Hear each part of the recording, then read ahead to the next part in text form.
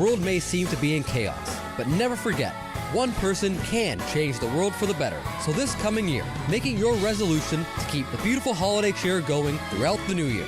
Merry Christmas, K-Man.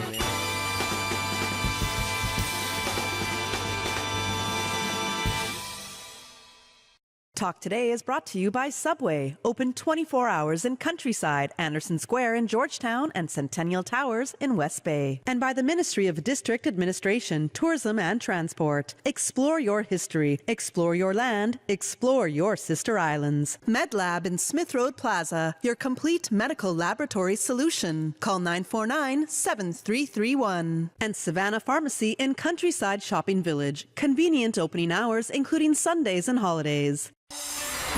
Radio Cayman's Talk Today, the Cayman Islands' foremost listeners' participation program. We ask our listeners to avoid statements or comments which are abusive, derogatory, malicious, or defamatory. Do not use any indecent language or make any statement which is false or misleading. Email talktoday@candw.ky or call 1-800-534-8255. Courtesy of Flow. Cayman's #1 network that connects you to your world like never before. Let your voice be heard. Once again, here's your host, Sterling Dwayne Ebanks.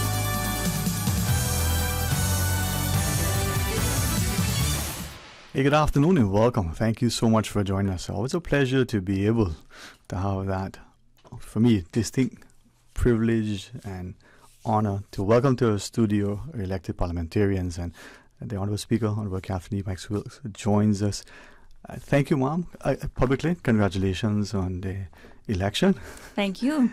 And I think as we, as a maturing democracy, will continue to draw alongside each other, support and nurture, not just encourage but assist. We will grow, from strength to strength and have that nation that we want to build, that we can look back with pride. So thank you for taking the mantle, Mom. And thank you for having me on your show this afternoon. I understand that you decided to opt out of watching the game. Oh yeah.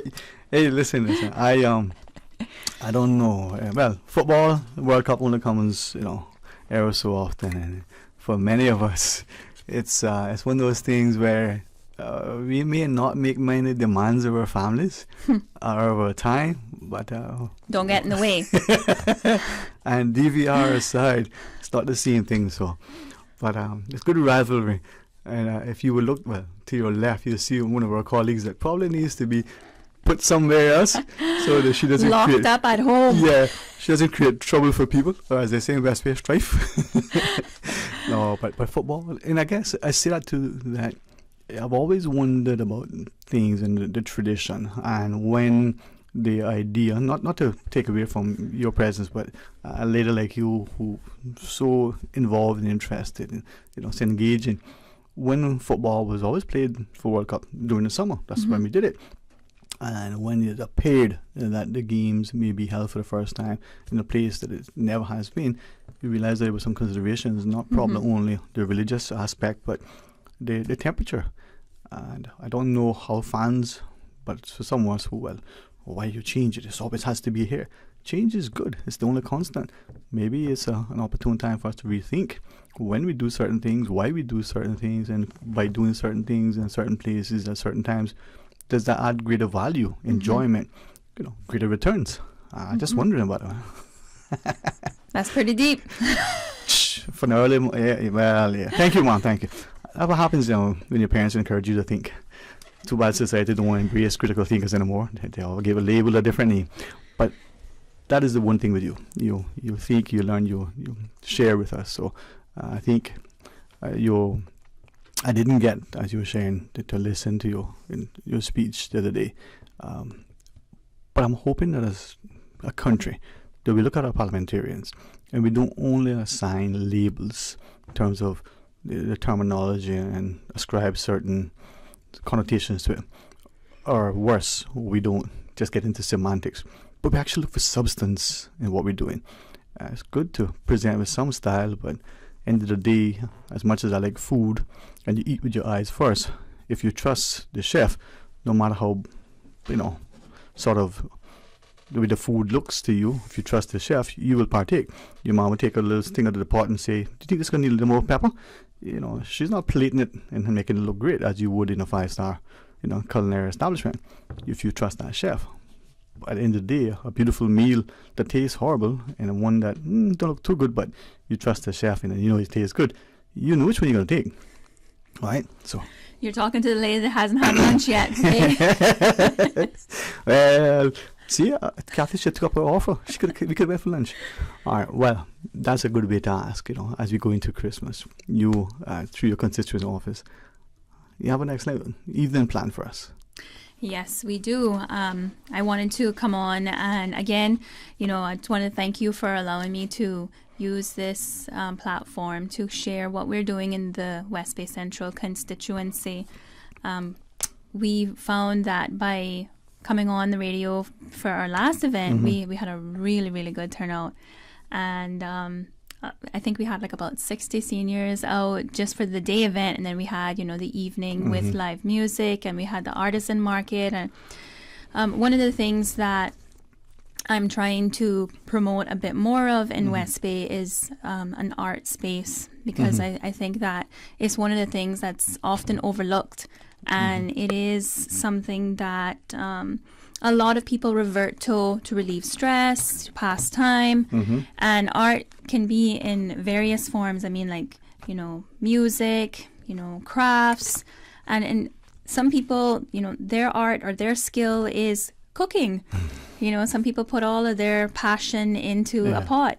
Yeah. And so this Christmas event that we're having, it's a country theme, primarily because a lot of Caymanians love country music, and the team, my team, the committee, everybody has been really excited and saying, they want country music, and we're going all out with having horseback rides and just a real country Caymanian celebration.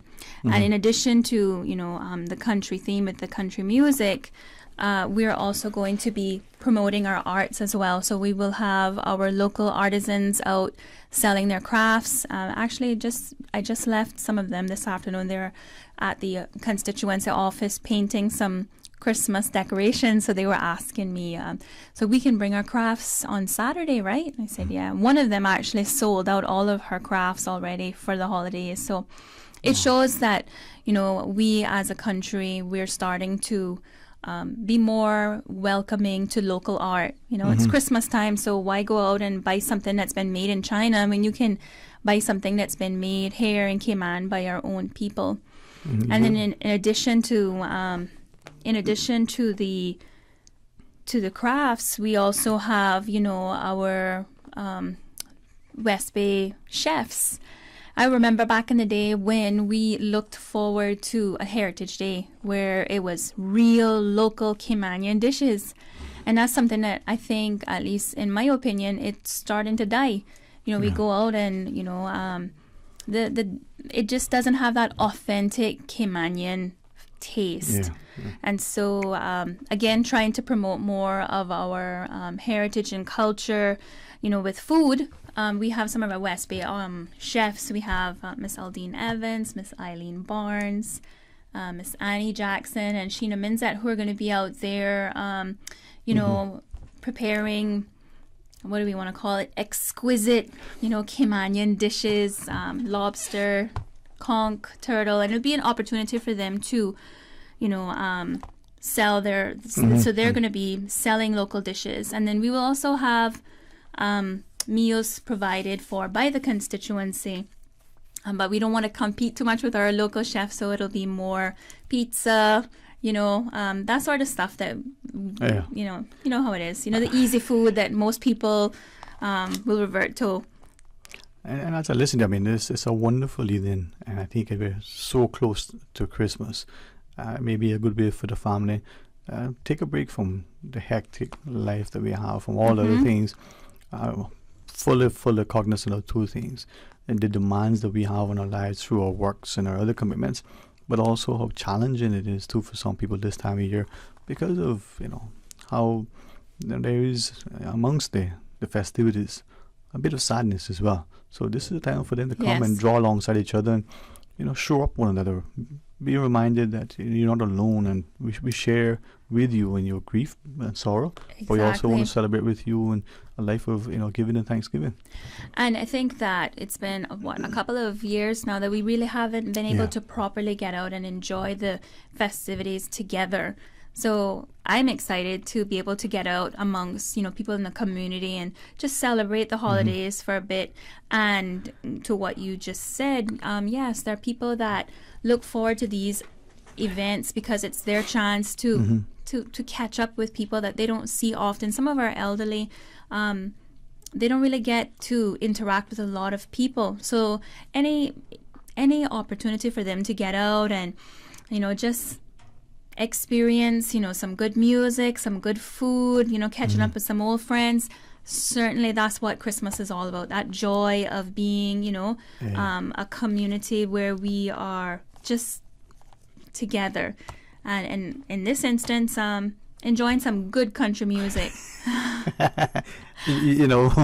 I thoroughly enjoy country.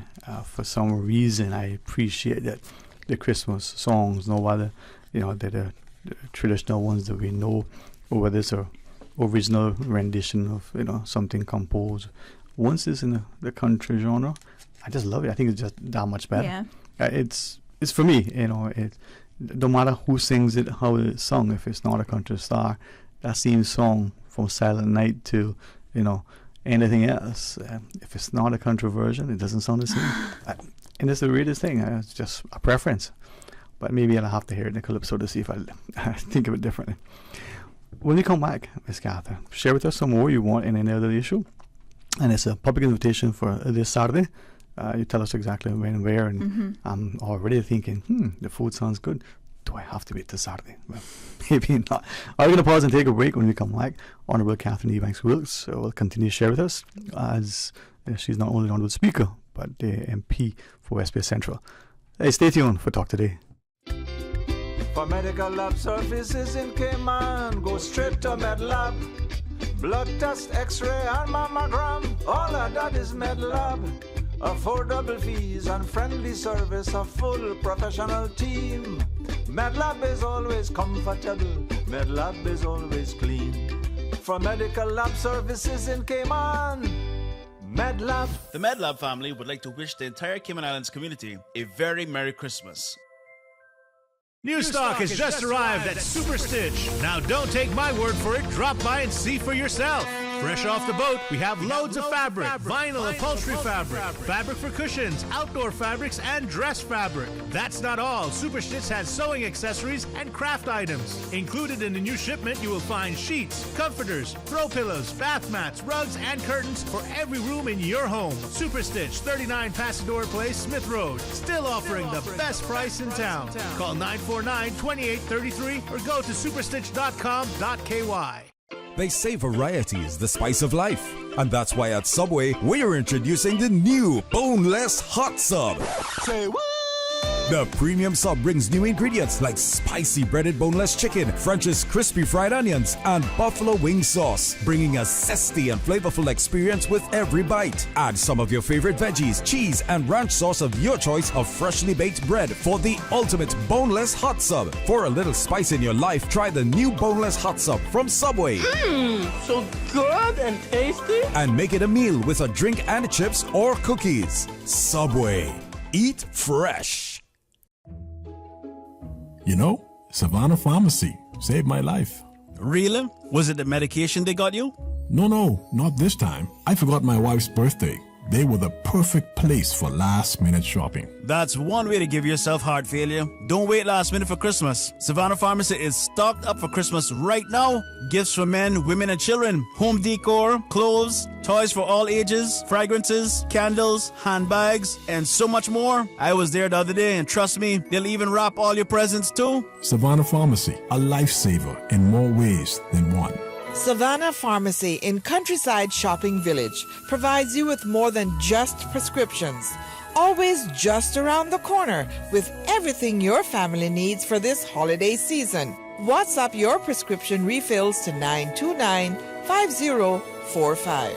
It's Tuesday, and you know what that means. It's 2-for-1 Taco Tuesdays, and it's happening all day long at Taco Restaurant and Bar, located in East End and West Bay. Who doesn't love tacos, especially when they're 2-for-1, featuring specialty tacos like peanut chicken, blackened fish, pulled pork, vegetarian and coconut shrimp, and of course, all of your favorites. Enjoy 2-for-1 tacos and 2-for-1 margaritas every Tuesday at Taco Restaurant and Bar, all day long in East End and West Bay. Williams Productions is proud to bring you the 2022 New Year's Eve Gospel Concert, West Hampton. And Adam Crabb. Live from First Baptist Church on Crew Road. Tickets $25 pre-sold, $35 at the gate. Get your seating today at Funky Tanks and Christian Enlightenment Center. Funds raised will help support the Cayman Islands Crisis Center. West Hampton. And he walks with me. And Adam Crabb. Sometimes he's water. Live December 31st, 6:30 p.m. First Baptist Church. Tickets available at Funky Tanks and Christian Enlightenment Center. Proudly sponsored by the Ministry of Tourism and Transport, Cayman First, DMS Organization, Tony's Toys, Ministry of Youth, Sports, Culture and Heritage, Praise 87.9, ValueMed Pharmacy, Hides and Sons, Mykonos, Health City, Radio Cayman, and the Office of the Premier. Talk today. But I do have some questions. Talk today. Cayman Islands' foremost listeners participation program. Talk today. Because there are more questions than answers. What the public is saying. Waiting to take your calls right now. Sterling Dwayne Ebanks.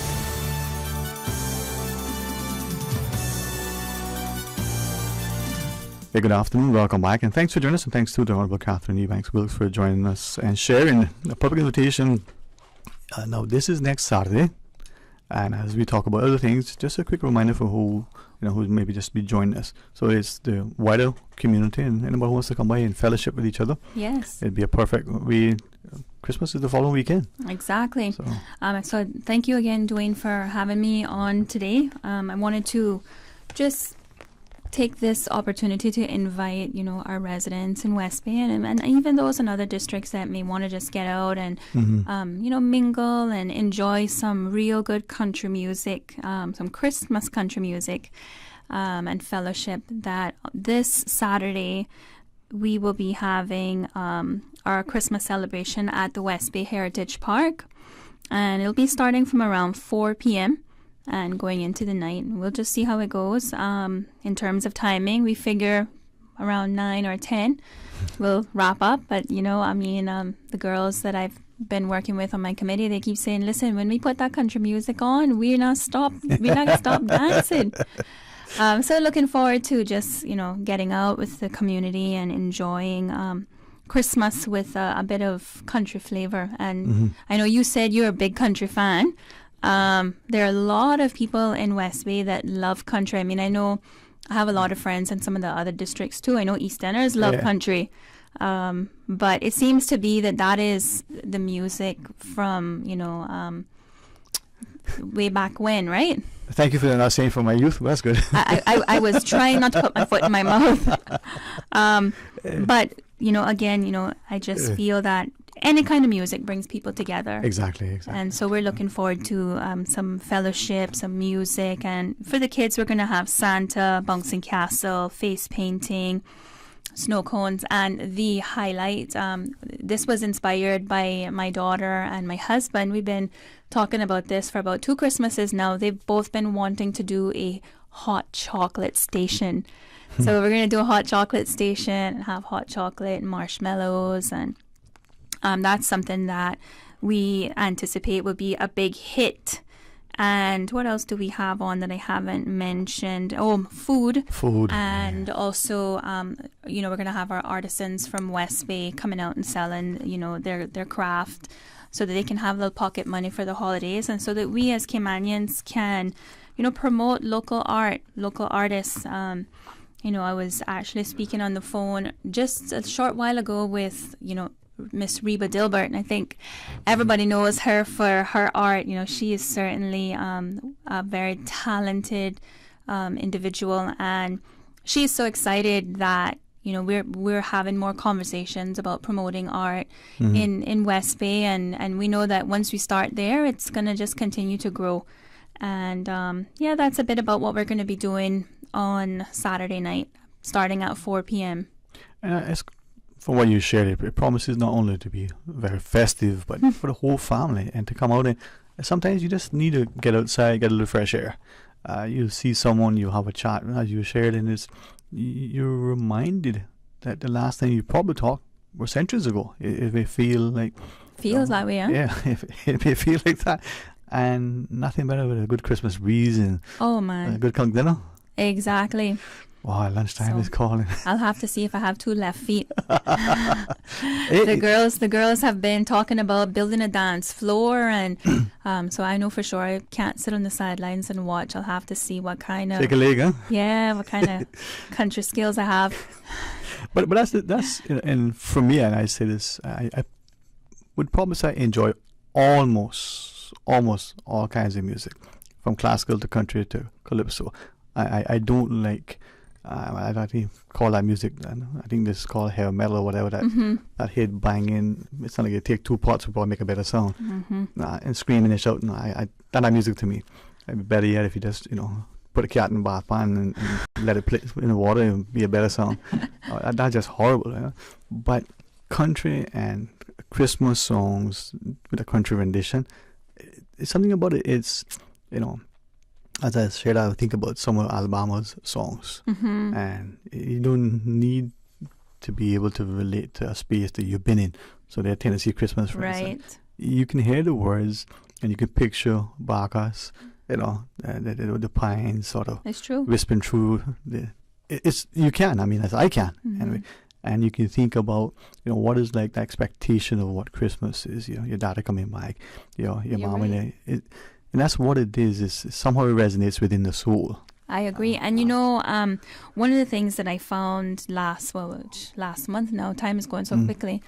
When we had our event at the Heritage Park the other night, we had live music out there, and I actually stood and was looking around, looked up at the sky, and I just kept thinking, like, wow, we have live music back in West Bay again. It feels so good. You could see people driving by and pulling over on the side of the road just to listen, right? Guys riding their bikes, pulling up on their bicycles. And so it just shows that music really does pull people together, and it promotes, a joyous, happy feeling. Even people who are sad and depressed, struggling because things may be tough for them right now, it'll be an opportunity to just I feel focus on something positive. And I'm glad you referenced Saturday, because I think that the ladies in particular, I know they had some fine gentlemen helping them as well, but the Boston Presbyterian Church, when they were singing, the addition of the guitar, it's I think important for us to stop and reflect, not just relax, but to reflect what we have. And I think this is what you're offering on Saturday evening. Early part of the evening, you can come out with your young family if you wish. You can stay into the the late evening. You can return if you want. And it's about fellowship. Yes. And this time of year, it's becoming increasingly more and more in my mind why I felt this from as early as I can know myself, that Christmas is that time of year where, as best as we can, we should be able to put aside the pressures of life and of work. And I used to joke initially, and now I think I'm, committed to it. From the 22nd, 23rd of December, if not by the 24th latest, till the 2nd, 3rd, or 4th of January, and National Go Slow. Yes. Because the worst of sort of adversaries put aside for a minute and be civil, cordial to one another. Very few people want to have to be working. And Dwayne, one of the things that I spoke about on Saturday night when we had our Christmas tree lighting in West Bay, the theme that they have out there is Old Caymanian Christmas. And I was just encouraging the residents that was there to remember what Cayman was like back in the day.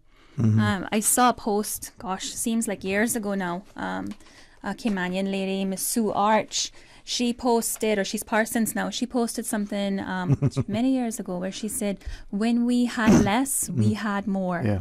And I think that that's something that we need to sort of zone back in on is what is really important to us during this time of year, because Christmas is a time where people get stressed out. You're thinking about what I need to get, and I need to fix up the house, I need to do this, but Saturday evening, I'm hoping will be a time where we can stop and say, you know what, this is what the holidays is about.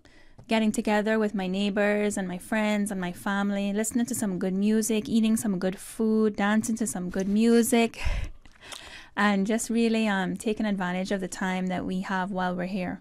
I think sitting down and talking, the art of conversation. Yes. And I think Sue was right, and that George Carlin, he shared. We have bigger homes now, bigger houses but less homes.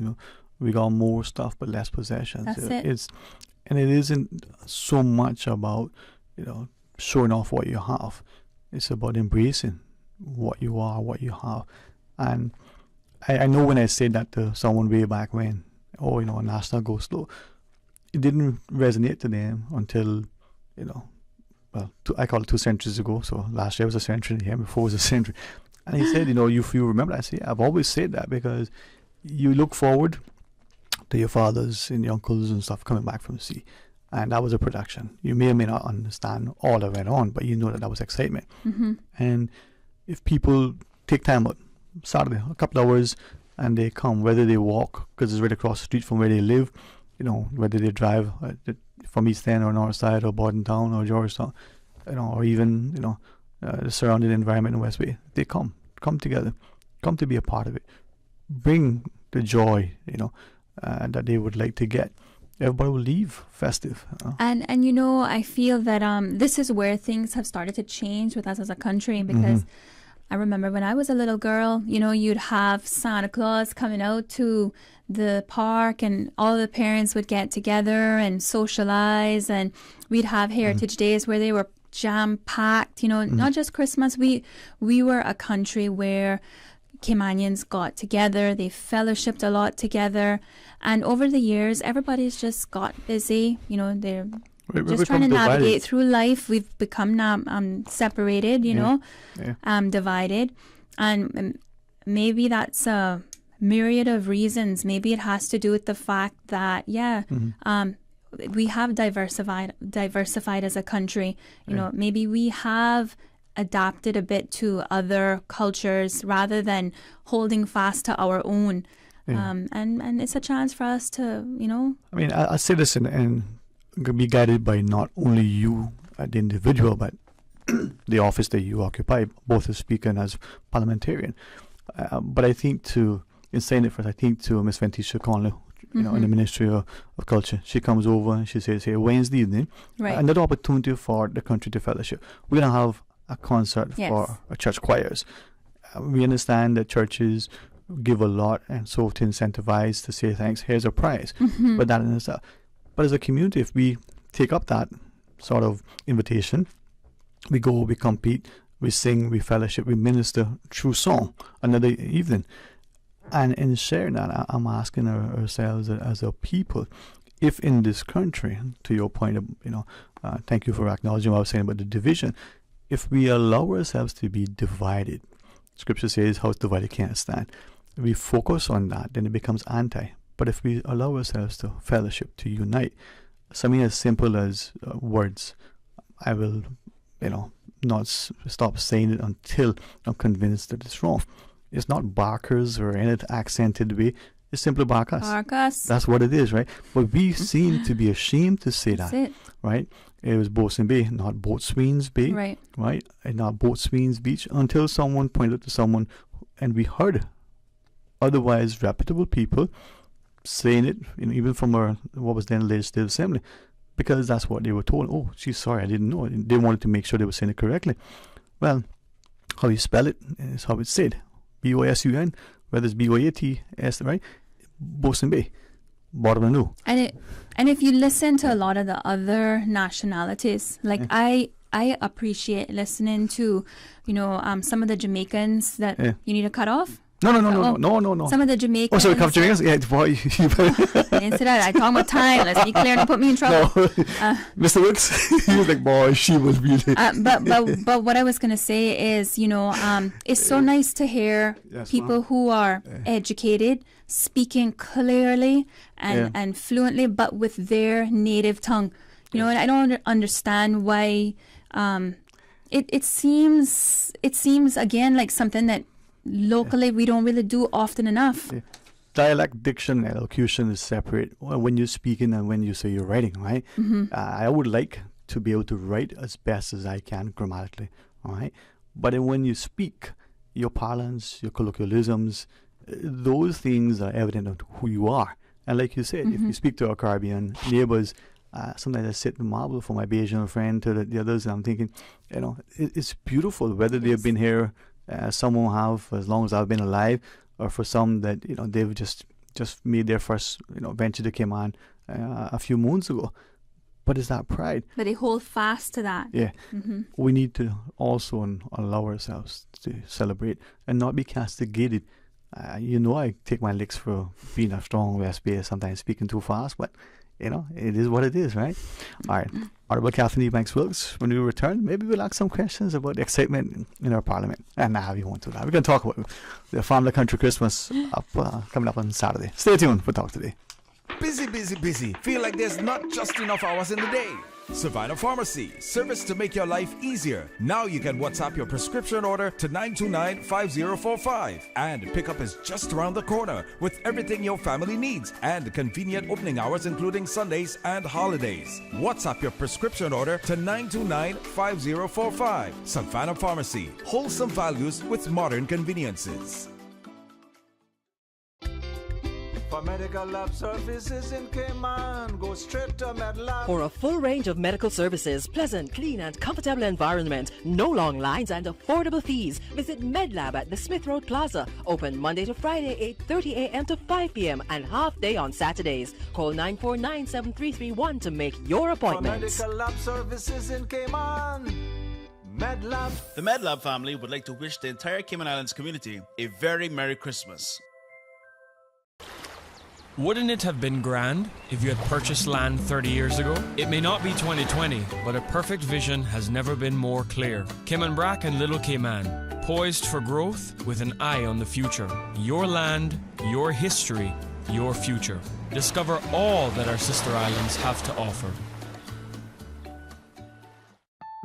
The offices of dermatologist Dr. Dwayne Porter will be taking appointments from November 2nd to 10th at his Crew Road office. Clinic appointment slots are limited. Whether you're seeking advanced skincare, Botox, filler, cosmetic skin enhancements, or simply looking to reduce wrinkles, Dr. Porter offers a full-service dermatology and dermatological surgery practice. For more information, email dr.portercayman@gmail.com or call 946-9020 to book your appointment today. That is 946-9020.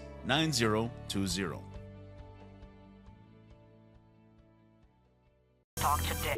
But I do have some questions.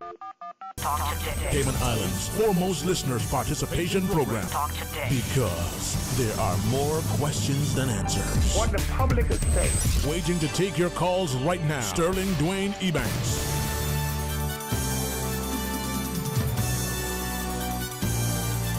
Hey, good afternoon. Welcome back, and thanks for joining us, and thanks to the Honorable Catherine Ebanks Wilkes for sending a personal invitation for a Family Country Christmas at the West Bay Heritage Park on this Saturday from 4 p.m. So it's not just for those that are close to the West Bay District, but as you shared, if they're over from the Brac and they want to come over, for a little bit, 4 p.m. They spend 4 hours. If they got 2, that's fine. Come and share some time.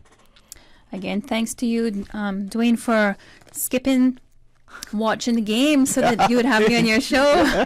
No, you're saying this only for you, and it's okay in the early rounds of the tournament if you miss a game or if you already heard what's happened. Right? It's a big game, though. Yeah, but if you get this close now, and as much as you try to avoid who won, you will hear about it.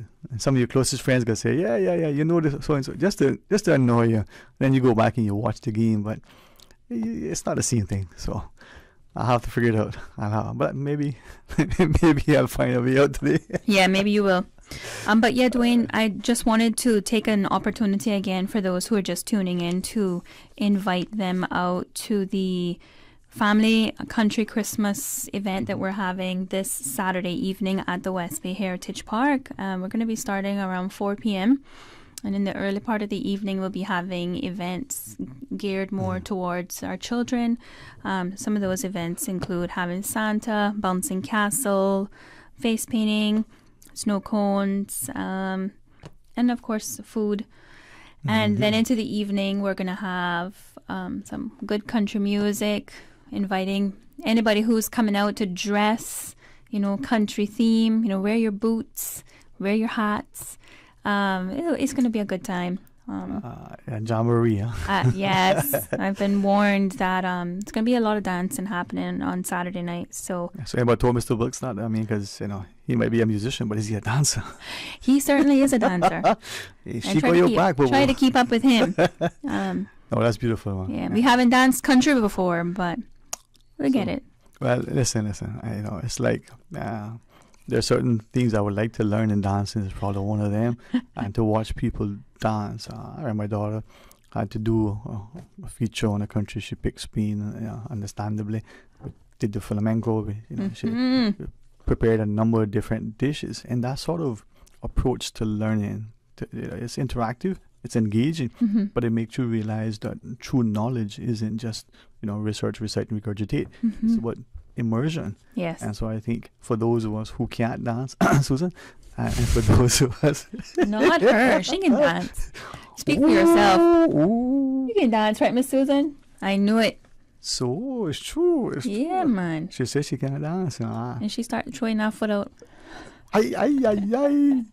So, we might hear that on Saturday then, okay. So, it's going to be a dance competition, and that's a dance off. Yes, certainly. No, but in our young people, they come with their families.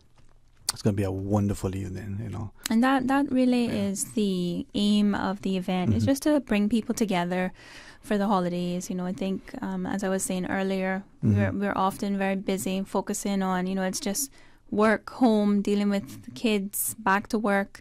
So I think Christmas is a time now where we are, or we should be, intentional about sort of unplugging for a bit and utilizing the time to spend with, our friends and neighbors that we haven't been able to see or speak with in a very long time. And thanks to COVID, I think that it feels like it's been a very long time since I've been out to celebrate the holidays with anyone. So I'm looking forward to that.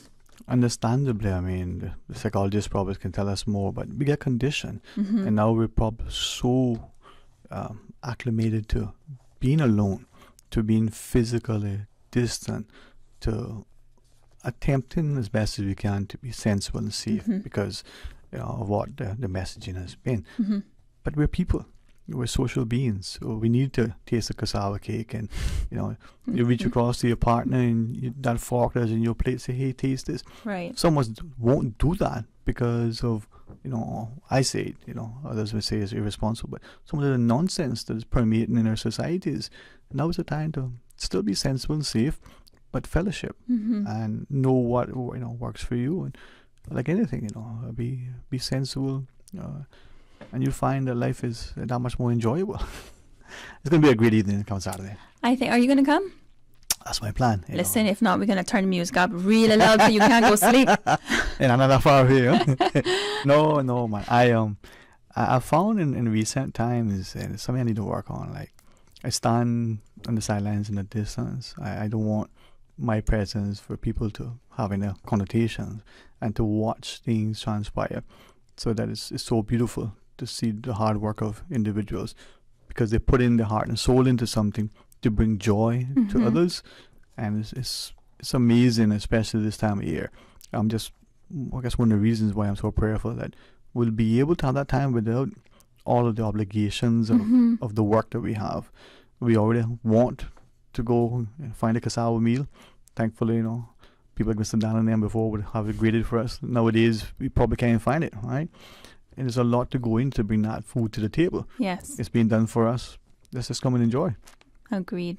Well, I'm hoping that it is. And maybe in the new year, as you tell us more about your constituents' office and the speakership. But in a few minutes, if there anything that you want to share in particular to your constituents at all, always honored to have your presence. Well, thank you for the opportunity. I guess I was just so focused on talking about the event that I didn't think that we'd have time for me to share a few words. Well, but, I think I've been sort of in my mind thinking of a Christmas message. I want to put a recording out so that, various people throughout the country can see, and just want to take this opportunity to encourage those who may have had a very difficult year. I think a lot of people in our country have seen some very trying times, with the economic crisis. Some people have lost some very close people to them. I mean, I certainly did. I lost my dad this year, and Christmas just it feels a bit different, right? Without having those people around. But I also wanted to just talk a little bit about what Christmas is really all about. It's about us, remembering the reason for the season, that God sent his son Jesus to come here on this earth for all of us. And, just it's a time for us to renew and to recharge and to take time to be with those that matter the most to us. And that's why I keep saying, that I feel that a lot of us don't do that. We're so focused on, fixing up the house, or, I got paint the front door, or I got wash the windows, or, but, really taking time to just focus on what's really important, the people that are really important, and looking after yourself, because if you don't take time for you, you can't take care of anyone else. So I hope that all of those who are listening today will find some time to really enjoy the holidays. And, even if you don't get to go out to church, put on YouTube or turn on the radio, listen to the Christmas message, read the Christmas story to your children. And, and I just want to wish each and every one of you a very happy holiday. And am I making you cry over there? Very happy holiday. I'm just teasing you, Dwayne. Very happy holidays. And like I keep saying to many of my close friends who share, their struggles, the best is yet to come. Next year is going to be a better year for many of us out there. So just keep encouraged, and I hope that. And thank you for sharing that, because I think too many times we know we don't necessarily do. We, as you shared, if we don't take care of ourselves, how can we? One of my sisters always reminded me of that, and I'm still trying to embrace it. Those words have been echoed by a good friend likewise. How much time do I have left? You have as much time as you want. I want to say this, right? Because I feel that there's somebody out there who needs to hear this. And I keep being asked the question, what does it feel like to be speaker?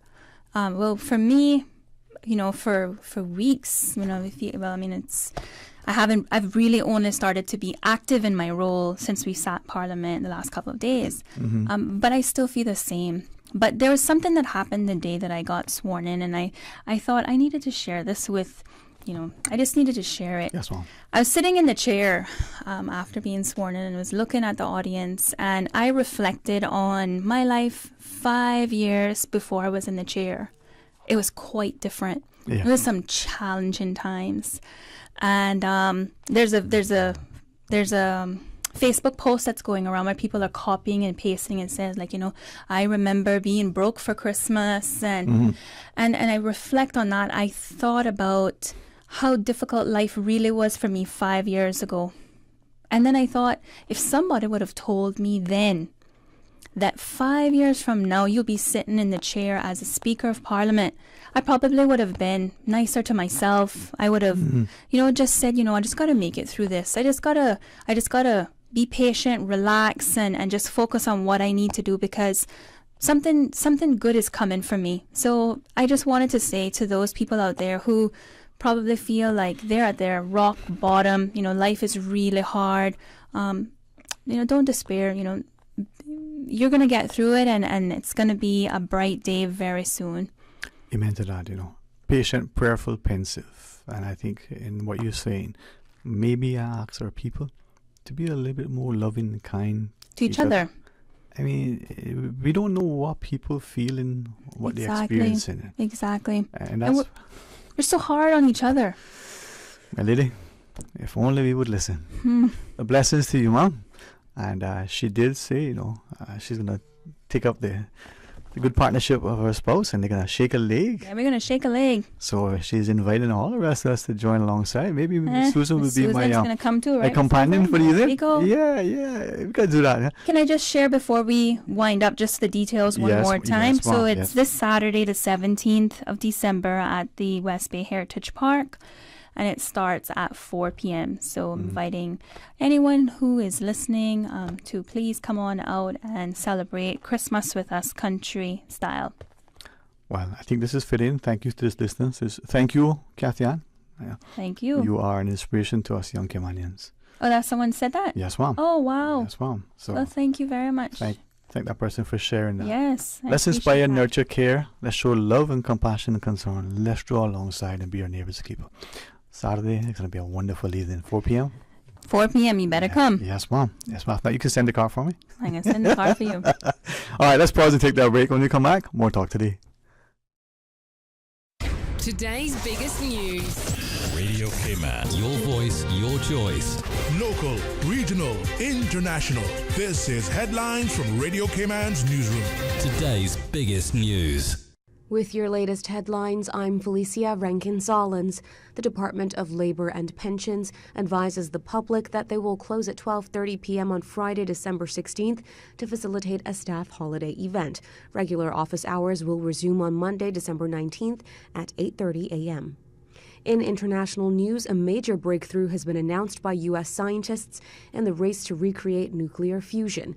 Physicists have pursued the technology for decades as it promises a potential source of near-limitless clean energy. On Tuesday, researchers confirmed they have overcome a major barrier, producing more energy from a fusion experiment that was put in. But experts say there is still some way to go before fusion powers homes. The son of two Canadian billionaires has offered an additional 25 million Canadian dollars as a reward for information on his parents' killer. Barry and Honey Sherman were found strangled in their Toronto home nearly 5 years ago, and their murders remain unsolved. The Sherman family previously offered up $10 million to help arrest and convict the couple's killer. The total reward for anyone with information now sits at $35 million. These are your headlines. I'm Felicia Rankin-Solins. For the latest in news and information, follow Radio Cayman on social media, Facebook, Instagram, Twitter. Download the Radio Cayman app or log on to our website, radiocayman.gov.ky. Radio Cayman is pleased to feature this special Sister Islands historical vignette brought to you by the Ministry of District Administration and Lands. Explore your history, explore your land, explore your Sister Islands. Hinton Roxroy Connolly was born in Creek, Kimmebrack on 9th of September 1937. Fondly known as Big H to his family and friends, both a sailor and electrical technician with 5 years at sea and 29 years with cable and wireless, in January 1960, Big H married Cicely Dilbert of Creek, Kimmebrack and had 5 sons. In October 1976, he was united in his second marriage to Francine Porter of Spot Bay, Kimmebrack, and they had 1 daughter. Big H was a part of the band Eddie and the Beach Boys, and in August 1977 traveled to New York, where he recorded and published his album, A Quick Drink by the Pool Bar. Big H could always be found at the Hilton, his backyard kitchen, which he built in the late 80s to house in yams and cassava he cultivated on the bluff, later converting it into an outdoor kitchen which was named the Las Vegas Hilton. Big H spent the majority of his time at the Hilton, and you would find him playing his guitar and singing his heart out while sipping on his 345 beers. He was known for having many cook-ups with his famous beef and pork. On the evening of Wednesday, 18th September 2019, 9 days after celebrating his 82nd birthday, Hinton passed away peacefully at the Health City Hospital in East End, Grand Cayman. He was the proud father of 6 children, along with 17 grandchildren and 11 great-grandchildren.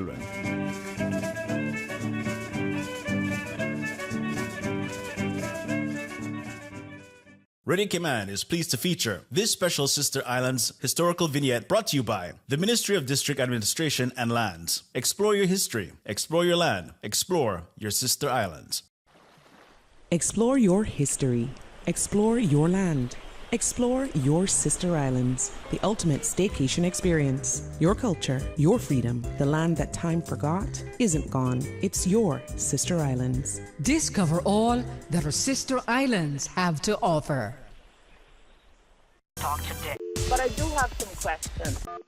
Talk today. Cayman Islands' foremost listeners participation program. Talk today. Because there are more questions than answers. What the public is saying. Waiting to take your calls right now. Sterling Dwayne Ebanks.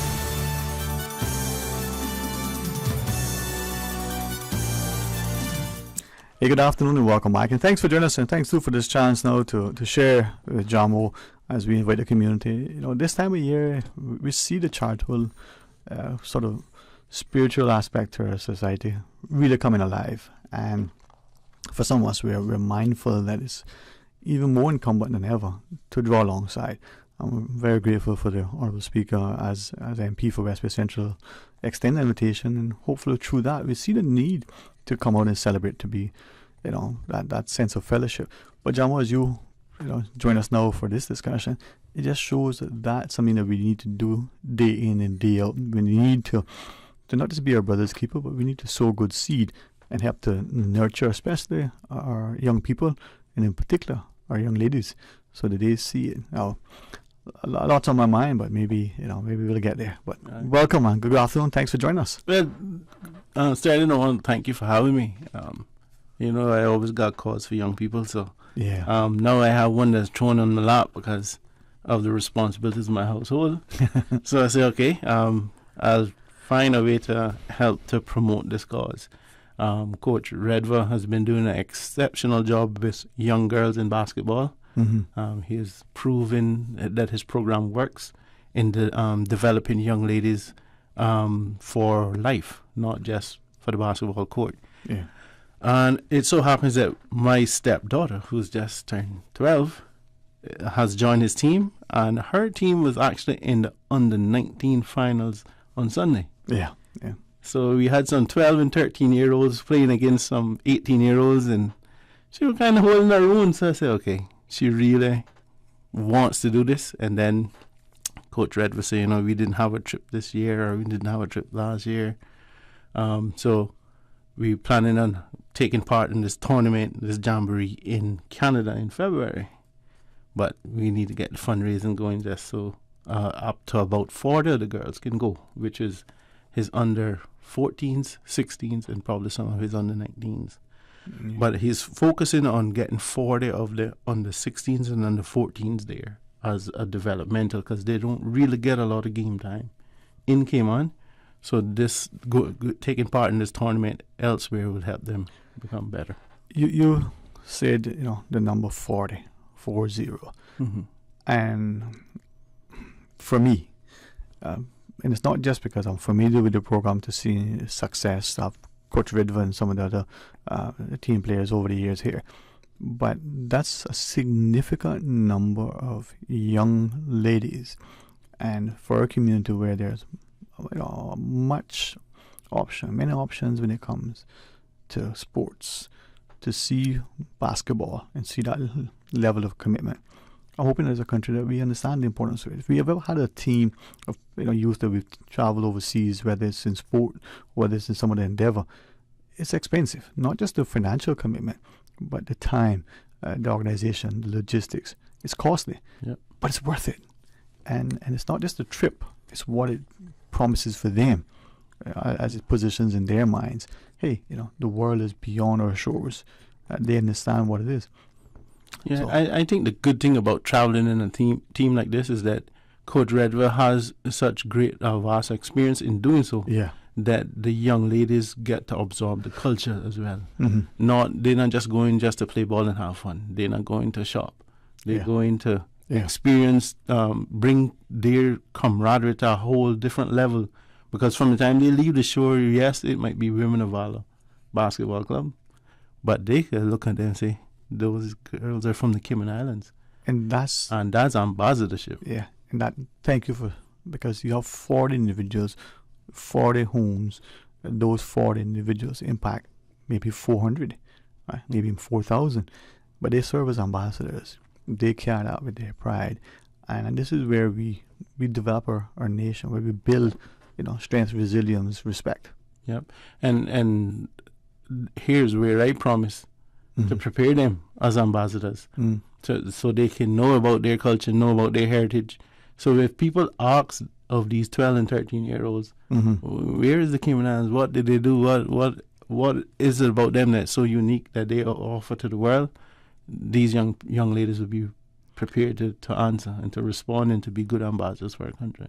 And that ambassadorship that we sort of almost place on their shoulders, as you said, if we don't prepare them, how can they be, but equally important, what it does for us is that we start to appreciate, as the parents, as the adults, that when we prepare them and we expect greatness of them, they actually exceed that. They live up to it. They exceed.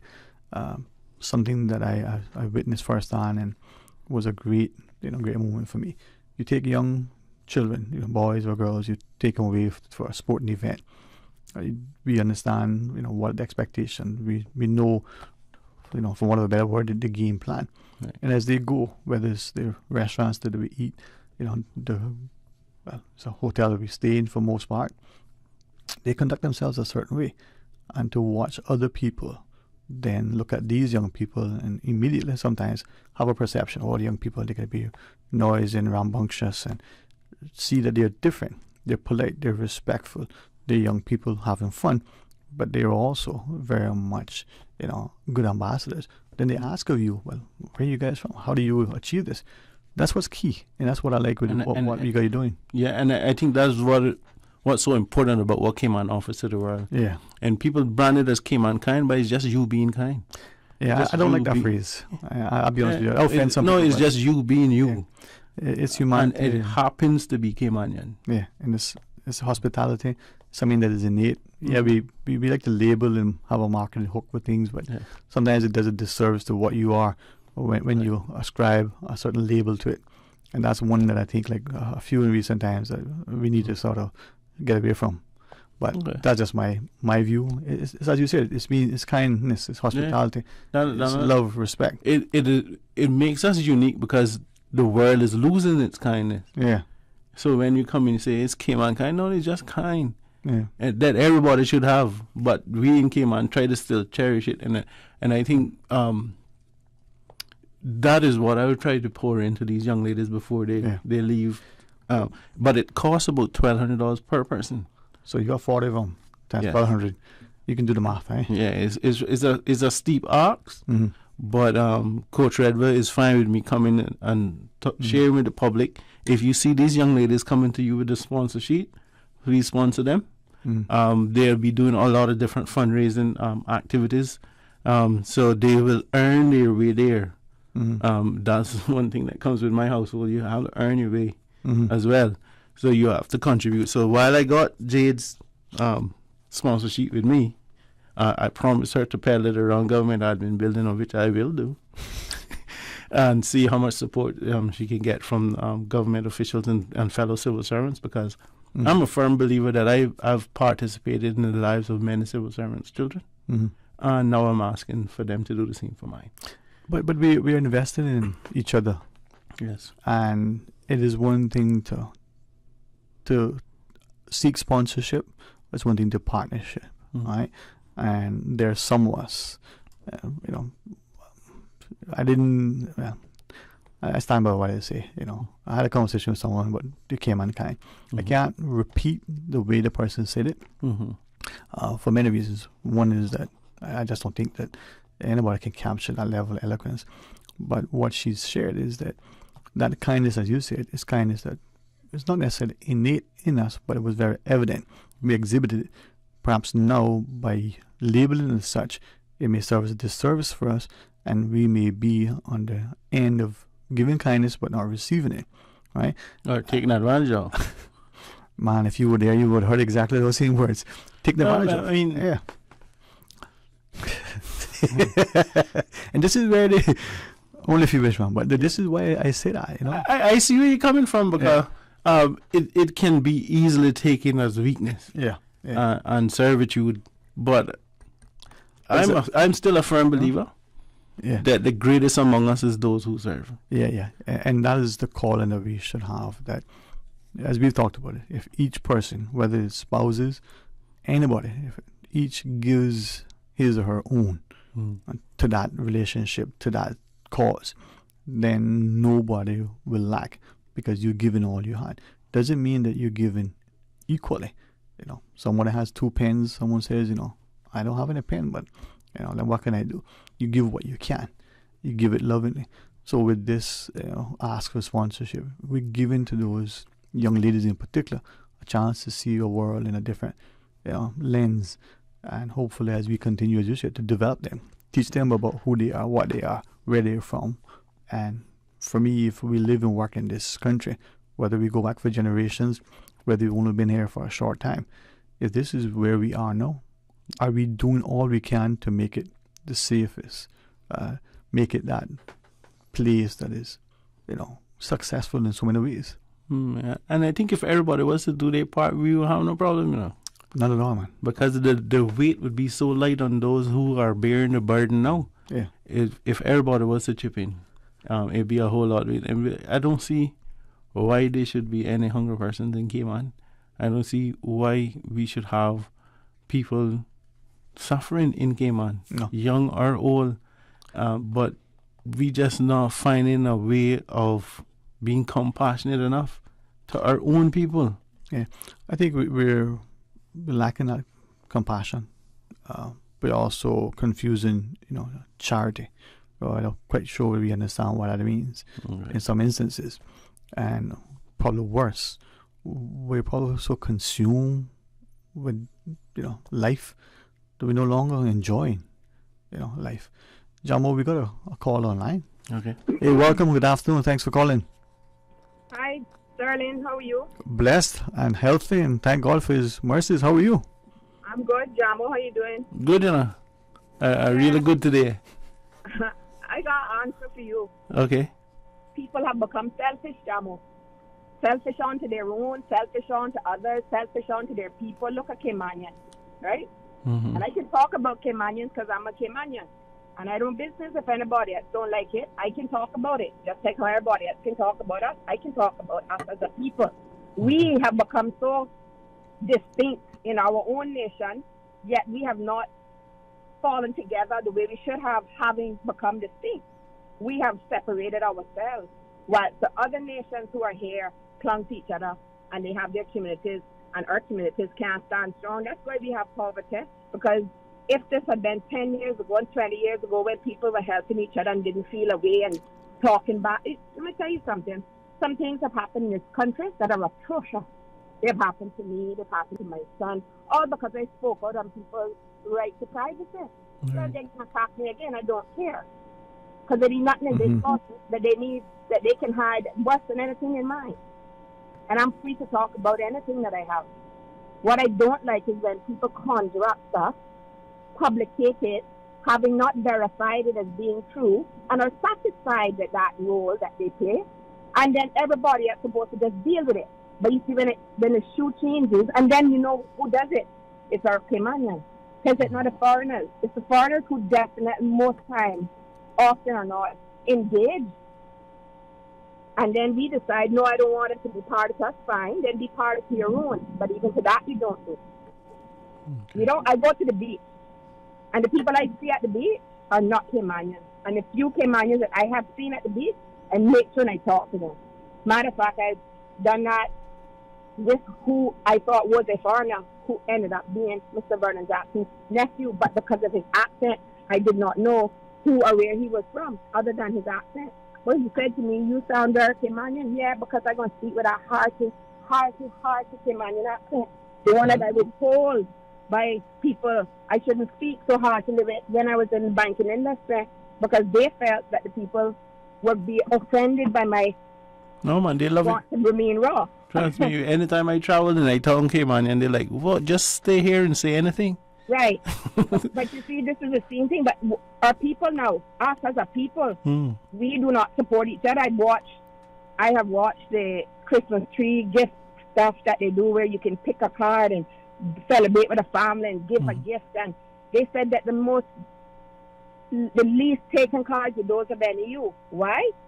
Because NAU supports our people, so we are going to do the least for our people because we feel our people don't deserve if they're down out. Because we then take it on and say, well, what about me? Well, what about me is when you're able to help, you help so that when you need help, you get help. Because I know in this universe, with the God we serve and the God that saves us every day, that anything you put out good, you're going to receive back. So that's why you can say, I don't know what happened, because Jamo, there is no real reason except a form of selfishness. You know? Right. So how do we... Then the only way to do that, Dwayne, darling, is for us to teach love, truth, and compassion. And if people cannot teach love, truth, and compassion, they're in problem. But do we teach it, or do we teach it? I think we teach it by modeling it. And plenty of times when we model it, they call that Caymankind and then leave that for the Caymanians only. And as a select Caymanian group that exhibited.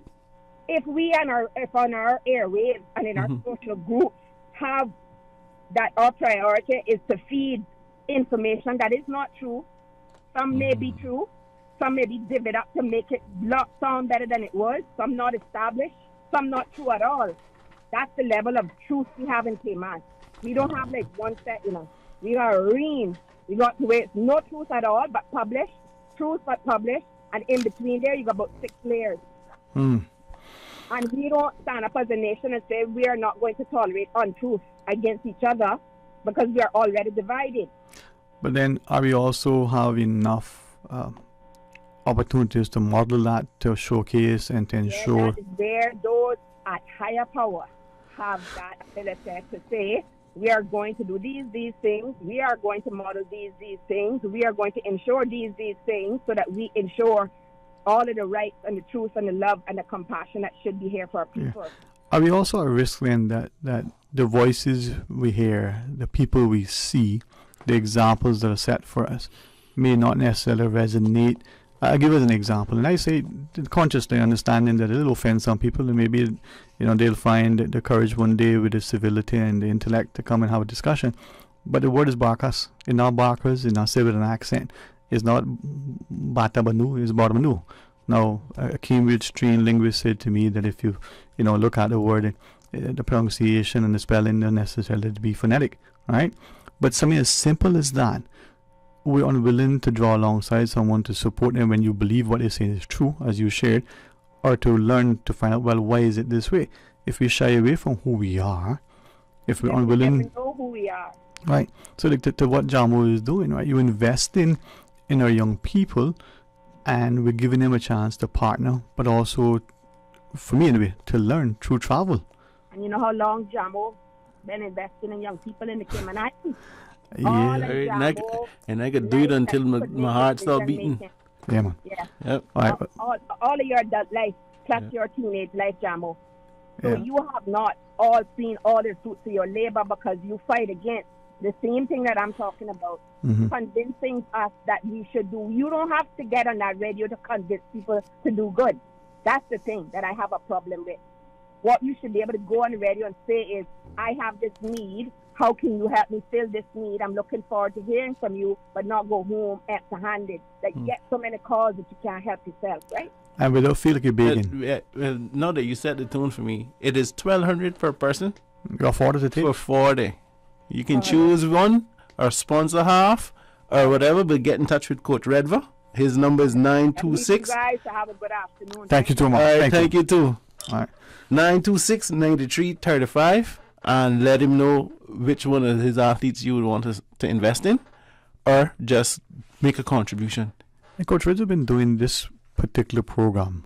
I was trying to think back how many years now. 17 years. I was starting to get there, and I look at how long I was here at the show and prior to that. And here's someone too who came up as a young student, student athlete. I actually coached him in in basketball. Him and Colin Anglin, they yeah, man. Yeah. And they're all doing exceptional well. But you see, you set an example for him, right? Yeah. And now we saw good seed in them. They No, he can coach me because he know more about basketball than I ever did. But this is why these trips are important, especially if there's an understanding of expectation. It's not going to compete to win only. It's not going to get away to shop. You're serving, the word that you've always used that too many of us don't necessarily appreciate. You're an ambassador.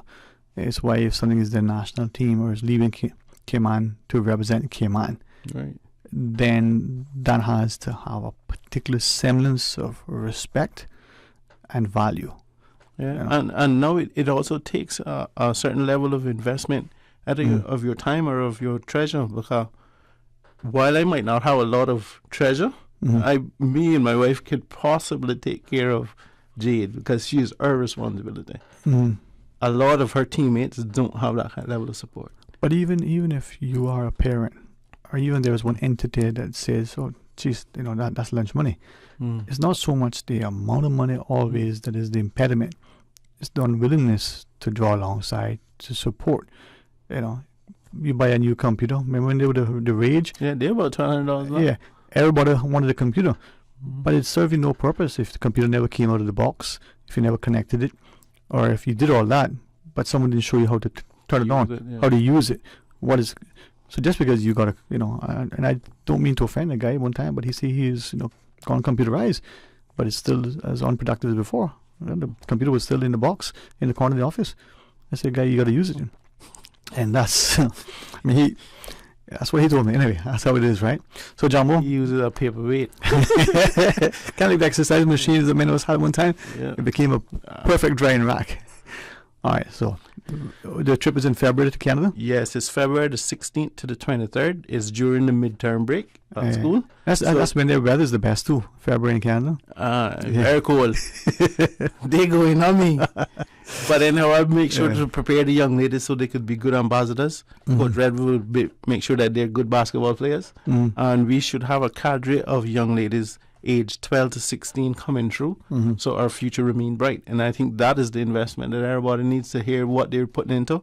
So if you see the young ladies with the sponsor sheets, sponsor them. If not, contact Coach Redwood for the Women of Valor basketball club. All right, Jumbo, thank you. And like the caller, acknowledge it's good to see consistency, continuity, people who are truly committed to investing in their young people.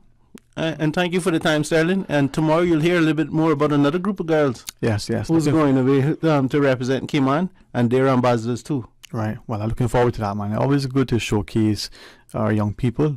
And as we look at what Christmas is, part of it is joining alongside and being supportive. Thanks very much, man. Enjoy your afternoon. Thank you too. All right, to our listeners, in partnership with the Health Services Authority, and when you come back, we're going to talk about perioperative care. You want to know what it is? Well, Susan's going to probably go online searching for it.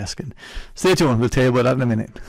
From boat days to beach gatherings, leave the catering to Subway. Choose from small and large sandwich platters, double meat wrap platters, and top it off with optional cookie platters for dessert. Or ask about our Subway box to go with the option of 6-inch or foot-long sandwich, 1 cookie, and 1 bag of chips for all occasions and celebrations. Let Subway focus on the food so you can focus on the fun. Visit subway.ky for catering options. Subway. Eat fresh. For medical lab services in Cayman, go straight to MedLab. Blood test, x-ray, and mammogram, all of that is MedLab. Affordable fees and friendly service, a full professional team. MedLab is always comfortable, MedLab is always clean. For medical lab services in Cayman, MedLab. The MedLab family would like to wish the entire Cayman Islands community a very Merry Christmas. Increase your chance to win during the Rubis Pure Joy promotion. Don't miss Top Up Tuesdays at Jose's Rubis. Reflections offers you gas for less. Earn a stamp each time you spend $25 at Jose's Rubis. Collect all 8 stamps and you're entered to win cash, laptops, phones, and smart TVs during the Rubis weekly giveaways. Plus a grand prize of a piece of land in Grand Cayman, valued at $150,000. What? Are you serious? Ensure that you're healthy and fit before you visit with family and friends. Reflections offers 2 lateral flow test kits or 10 stylish black surgical masks for only $10. Purchase Reflections gift certificates for your loved ones and get entered to win a $150,000 piece of land during the Rubis Pure Joy promotion at Jose's Rubis. Did you know that ValueMed Pharmacy has a free online prescription service? Managing your health and medical requirements has never been easier with ValueMed. Simply visit value-medpharmacy.com. That's VALU-medpharmacy.com and click the Refill Prescriptions tab on our website. Fill in the information for new prescriptions or refills and choose your preferred pickup location. ValueMed on Walkers Road or Town. Then bring in your original prescription from your doctor when picking up. There's no need to stand in line and wait for your prescription. Save time and pick up prescriptions at your convenience by visiting value-medpharmacy.com. That's VALU-medpharmacy.com. We do a whole lot more than just cover your floor at Paramount Carpet. Paramount Carpet Cayman Brac Christmas sale is back for 2 days only, Friday, December 16th and Saturday, December 17th, with 15% off in-store tiles, carpet, area rugs, paint, plumbing, windows and doors. Paramount Carpet Cayman Brac Christmas sale. It's back Friday, December 16th from 8 a.m. to 5 p.m. and Saturday, December 17th from 8 a.m. to 2 p.m. Followed by the Children's Christmas Party at Spot Bay Park from 4 p.m. to 6 p.m. Paramount Carpet Cayman Brac, located at 342 Spot Bay Road. Call 948-2665. We do a whole lot more than just cover your floor at Paramount Carpet. Talk today. But I do have some questions. Talk today. Cayman Islands' foremost listeners' participation program. Talk today. Because there are more questions than answers. What the public is saying. Waiting to take your calls right now. Sterling Dwayne Ebanks.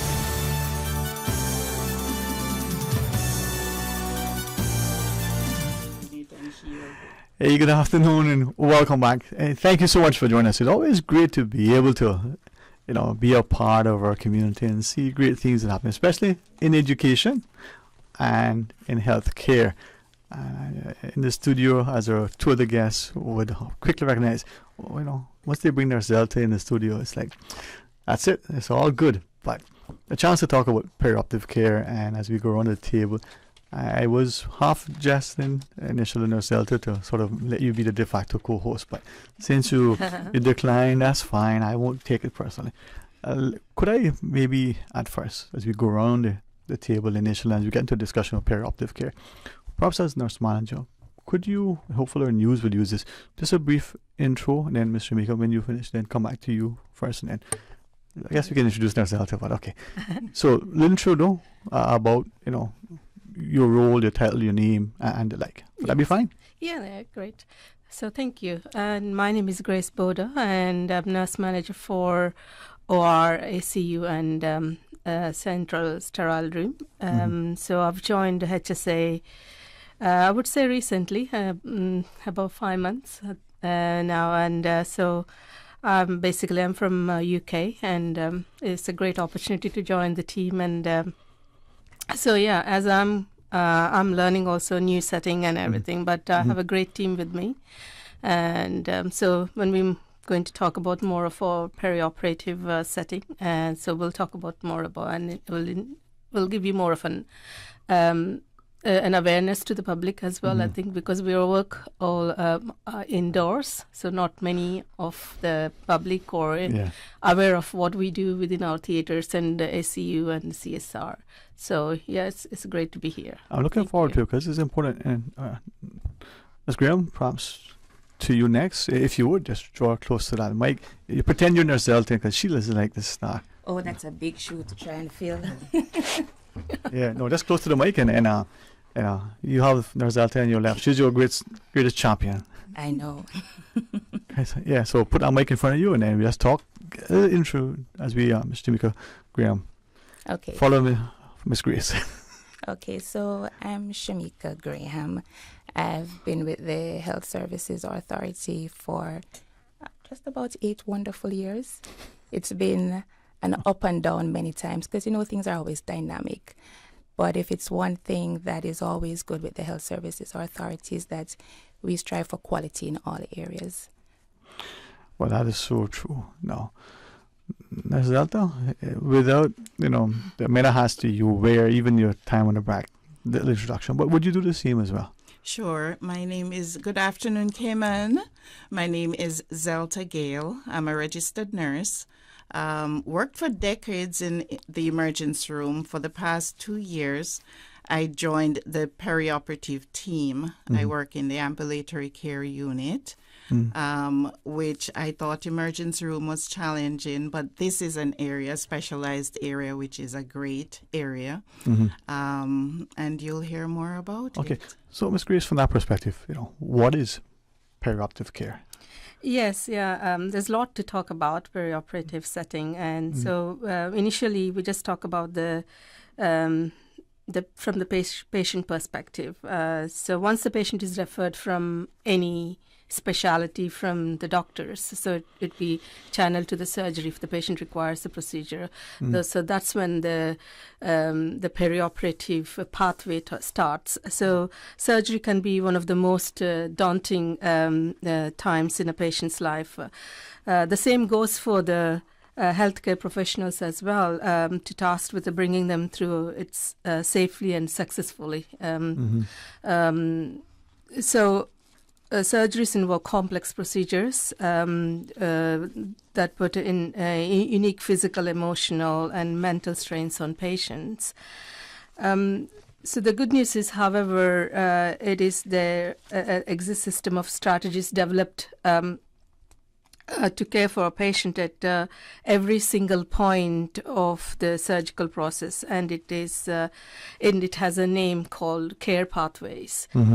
So one of which is perioperative care pathway, which refers to the strategies that a medical professional uses to prepare patient for their surgery and to debrief their care from the pre-operation and also the post-surgery as well, and the explanation is given to the patient throughout the pathway. So this will give us, the perioperative is basically as a holistic care approach, and so the perioperative itself is runs into, we can divide this into 3 phases. Perioperative, which is pre-surgery, which Zelta will talk about more on that, because that's mainly the ACU ambulatory care unit setting, and so intraoperative care, which is within the theater itself, where we have highly specialized professional within the theaters, which involves surgeons, anesthetists, and OR nurses, and scrub technicians, anesthetic technicians, and our business unit team, and also our coordinator. So we have a beautiful team where we, throughout this phase, a lot of safety checks are done to ensure that we are actually taking this process safely, and correct patient, correct surgery, and correct site. So these are the things that we would, and the third phase would be the post-operative care, where the patients are taken care in PACU, which is the post-anesthetic care unit, where we have a trained professional nurses in there. They will, together with the support of the anesthetist, they'll be cared for there in the PAC units. So these are the 3 phases in a perioperative. We'll talk more about in a different phases. So Ms. Delta, because and thanks, Ms. Grace, for sharing that, because I think sometimes we don't appreciate surgery. We go in, there's a surgeon, there's the anesthesiology, but the rest of it, maybe what happens before, what happens during, and equally what happens after, contributes to the success. So that Ms. Graham, just thinking about it, I was there. Yes, you're correct. You're correct. And that's so true, because many times the patients are pre-meded from in ACU, and by the time they get to the operating theater, that's really where I work. I'm the RN there in the operating theater. they are given their sedatives and lead on to whether it's going to be general anesthesia, spinal with sedation. And for those who are away during the procedure where they get local anesthesia, and we know each and everyone who works in that area becomes the eyes, the ears for the patient, the advocates for the patient as well. And sometimes because of their anxieties, sometimes they're a bit hesitant into really say what is happening with them. So it's for us to have that perceptive eye as well to help to alleviate all the anxieties and to address their concerns and some of the concerns that they haven't really thought about, and to make it a comfortable and a seamless procedure for them. And then this is where maybe through this discussion too, I'm hoping that more students in particular would take an interest in the health services and to appreciate that there are many facets to it. As you were sharing, I was just thinking that, there is the operating theater, but you go in there if you're looking, for something to do with your knee. Yeah. Are you having, a child and it's going to be a cesarean? Are you going for other things? So it's not that you're over here, to buy white chocolate, and you're over here to buy brown chocolate. Every surgery-like thing occurs within that space, and everything that would contribute to the safety and successful outcome happens in there, pre, during, and after. Yes, exactly. Yes. So, so do you want to talk about the perioperative setting? It's in ACU? In ACU. Okay. Sure. The perioperative setting comes into play after the doctor has seen the patient and the patient comes in for scheduled admission. And even then, one still has to be supportive of patients who are not yet in the ambulatory care unit, because they will contact the ambulatory care unit with questions. So before the patients arrive, we lend that supportive role by answering questions or simply allaying fears before the patient arrives to the unit. Initially, when the patient arrives to the unit, one of the first things you have to deal with is simply allaying the fear. That fear factor is massive. You have to be very empathetic. It's called ambulatory care unit because, as you know, ambulatory simply means walk-in. These patients walk in, walk out. And that's what we work towards. Some of these patients their admissions are scheduled, but if we expect a patient to walk in and walk out, that's what we work towards. And there are so many benefits to having the ambulatory care unit, which I will get to. But what happens in the ambulatory care unit is, one, patient walks in, we identify that this is the correct person. I have been in situations where patients have answered for other patients simply because they want to get through quicker.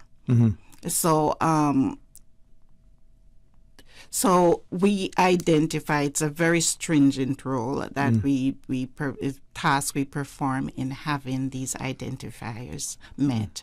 And once we've had that, we basically do paperwork and ensure that all the I's are dotted. And this is not just done initially, it's done throughout the patient's time within the institution. So it's like a baton. We start the race and the baton is passed on. And I wouldn't even call it a baton race. I'll call it a chain link, because everything is tight, everything is linked, and there's continuous communication throughout.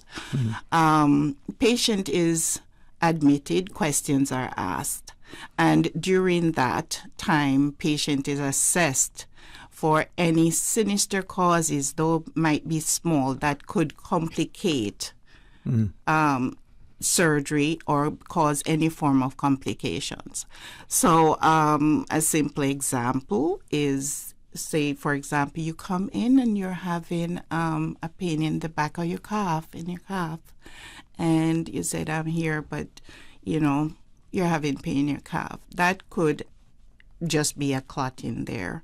And if you take someone to the operating room and the anesthetist is there and they give you medication, ventilate you, that clot can move. Then that clot moves to wherever else in the body, the brain, the lung, the heart, and complications. So I've had patients who've hidden these little things, so you just have to ask questions and try to get certain answers. And one of the things I'd ask the patients to do, prospective patients, is just to level with the persons, the staff. They're not trying to not let you have surgery, but it's the best job we would like to perform the first time around. Make you safe, comma. Exactly. So once we've prepared the patients, one of the main things, as I've said, is allaying fear. And once this is done and everything is done, we communicate with the operating room. Once everything is prepared in the operating room, the patient is transferred to the holding area where these beautiful young ladies work. So after a break, can we start the conversation and talking about the operating theater? Patient gets there, what happens, all of the things that goes on, because sometimes we don't necessarily understand it, and maybe being informed will help us to have a little bit less reservations, less fear, perhaps. Knowledge, to say, is a powerful thing. I'm going to pause and I'm going to continue the discussion right after the break.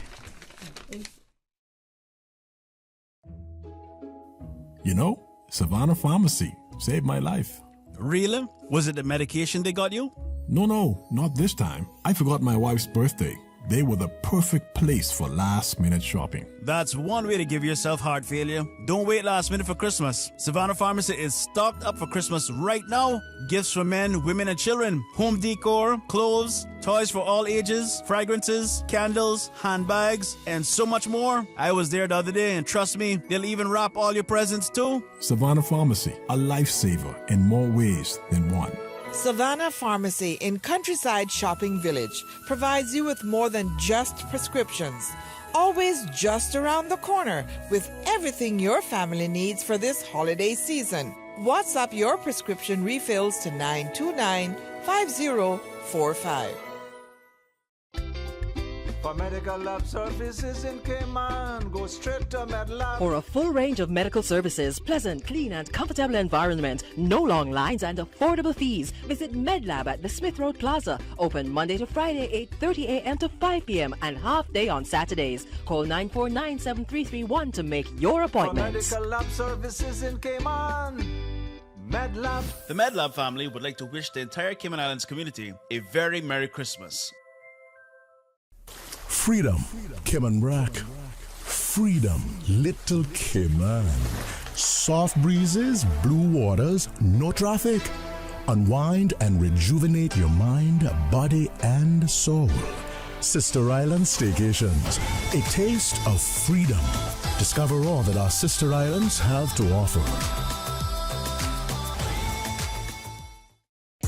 The Kirk Freeport Christmas Sweepstakes is back again, and for our 50th anniversary, we are giving away $50,000 in cash and prizes. Win one of three $5,000 cash prizes, a daily cash prize of $1,000, the Rolex draw on January 4th, or loads of other great prizes. Every purchase of $100 before noon on Christmas Eve qualifies for all remaining prize draws. Win your share of $50,000 of cash and prizes in the Anniversary Sweepstakes. Full details on KirkFreeport.com. Merry Christmas from everyone at Kirk Freeport.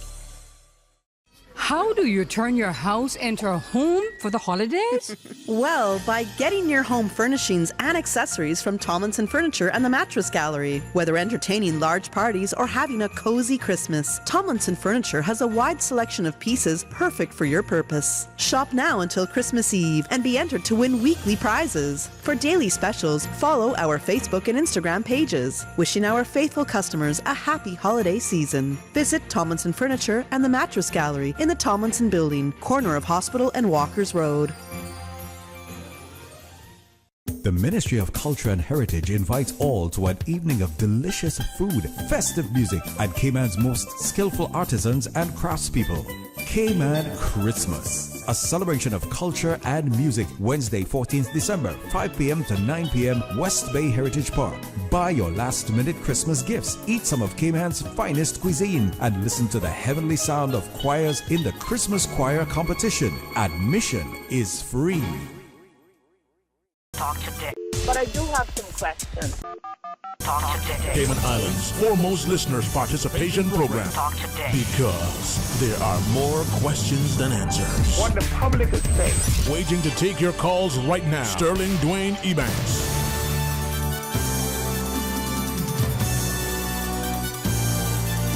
Hey, good afternoon. Thanks very much for this opportunity to continue to highlight the great things that are happening over Health Services Authority. And as we now talk about perioperative care, the nurse manager, Ms. Grace Bowden, for joining us. I guess able to assisted by two of the team members, Nurse Alta Gale and Nurse Shamika Graham. Surgery, I think, for some of us is daunting and terrifying and everything. And even if the person is going to go in and come out as a $6 billion man, they will still, is it going to be successful? Now, we were talking about the ACU prior, and I was asking, more to share relative to what's happening with the interoperative part. But some of the benefits, I think, Nurse Delta, you were wanting to also remind us of the ACU. Yes, thank you, Sterling. One of the main benefits is basically setting the tone for the other members of the team, for the other departments, the operating room, the recovery room. Because I always tell my patient, however you go in, that's a mindset you wait back up with. And you don't want that. And so it's whatever is the cause for the patient's apprehension, for the patient's fear, you try to attack that head on and get the patient to relax, to be acceptive. It doesn't matter if you talk about pets, it doesn't matter if you talk about trees, planting, you get educated, you learn the tact of dealing with that. And it's most gratifying when you see a patient returns for like this, the other eye. If they've had a cataract and they did it once and then they're going to do the other. And if that's usually done on the local, they say, the staff was so nice, I couldn't wait to return. And hearing patients telling me that. Seeing patients coming back and said, it was great. And they're coming from the operating room recovery. This is the response we get. But they don't know that before they go. But having the ambulatory care unit, the patients do benefit. And it's not only patients, but their institution or wherever their financial sources are, because it offers a way to have lower cost with medical bill, because instead of you having to do to be admitted overnight, you have an in and out option, walk in, walk out. So it's cheaper, and still you get the same optimum care. Another benefit, it's a safe way to do it. It's not done in a kitchen. It's not, there are certain times, just because you have this long list of expenses because you'll be admitted, etc. Knowing that, so persons will go towards the back door of getting things done. But here you have safety being offered by professionals, by specialists, and at a lower cost. Another is the convenience and accessibility. You can schedule your time. You can schedule it around your sick leave rather. And you can schedule it when your kids are in school. And so you'll be out in time, not to drive and pick them up, because if you had any form of anesthesia, 24 hours, but at least you can schedule time. If your colleague is at work, your colleague or partner is at work, then you will be getting this done. So it's so much more convenient, and it causes reduced stress, because if you know that you're going to have this procedure done, you have time to get your questions answered, you have time to do your research, and you have time to speak with friends or relatives who might have had the same procedure done. So it's easier. So, and it's just predictable what the outcome would be. Usually it's so predictable because you know that if you go in, have the procedure done, by tomorrow this time, by this next month this time, this is what you would be having.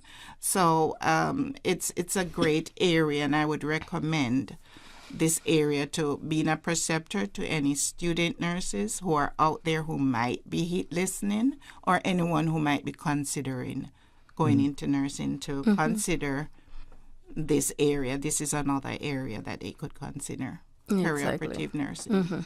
Exactly. And I think as now I think the universities are more promoting the operating side as well in the nursing side. But I think traditionally coming into OR is a daunting experience for anyone, actually, because if you don't have that experience. But now we see many of the nursing students are coming into OR as a placement, and they are actually taken through the process of the patient pathway and the surgery, and also the post-anesthesia unit as well, where they get where they are exposed to many of the elements, and they appreciate that experience and the exposure.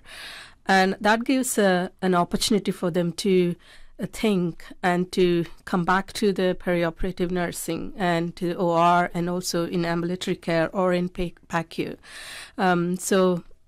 Because we know that nationally, globally, the nursing shortage is now they are like a gold dust now, and so I think we need to try and encourage nursing students to be part of anywhere they are comfortable. I think they need to be exposed to all these sectors for them to make that decision where they want to continue their profession. I think from just reading and observation, there is a crisis in healthcare, is the absence of nurses, that shortage. It is. And it's something that we've been, pivotal for a long time.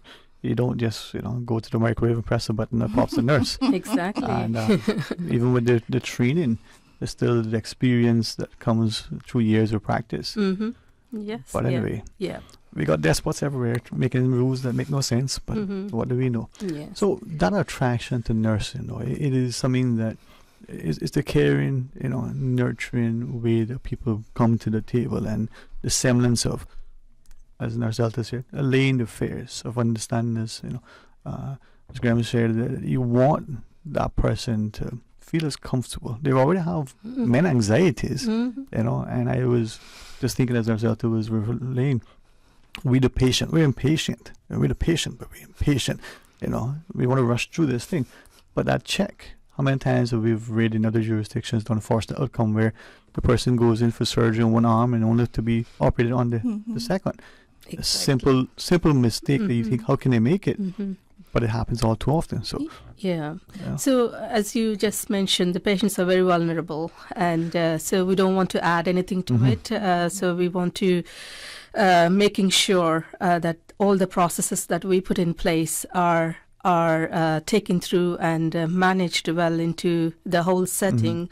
That's why I mentioned initially that the safety checks are carried out throughout their journey to make sure that we are operating on the correct patient, and the correct surgery and the correct site is very, very important. So all these elements are taken care. As a manager, I have a responsibility to develop this process and making sure that my team follows that, and standard of practice are maintained within the theatre and ambulatory care setting.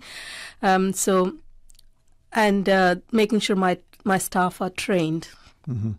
And they have that support within the team, from the senior team and senior management, that we support them. And when a junior person comes into team, we have that competency is assessed, and the equipment that we use a lot of specialist equipment in theaters.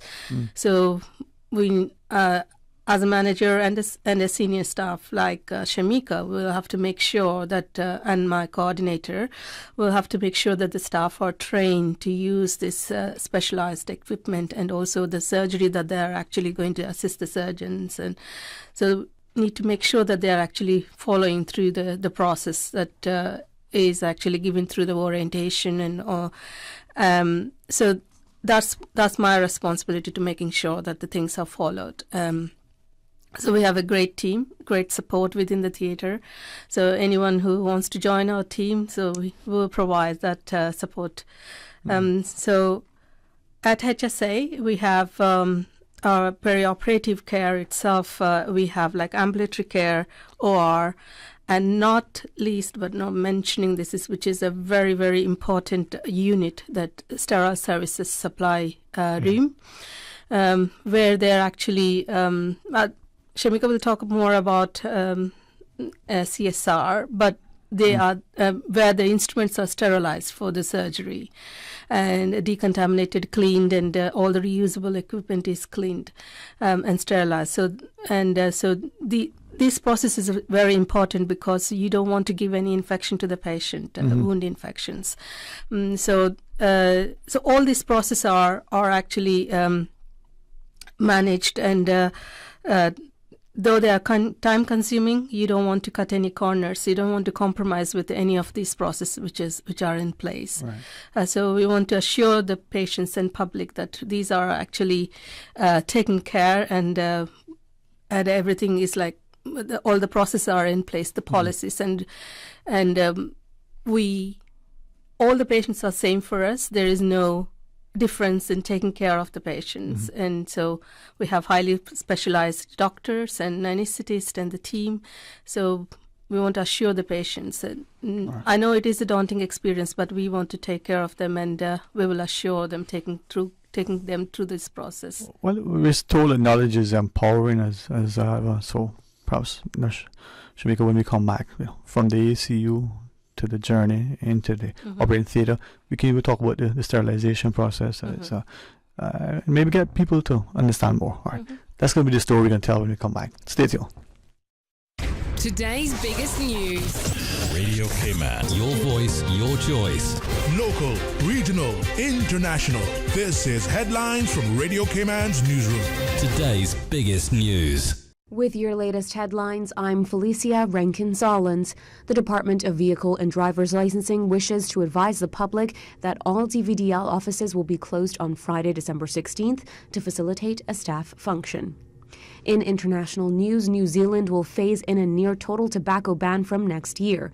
Legislation passed by Parliament on Tuesday means that anyone born after 2008 will never be able to buy cigarettes or tobacco products.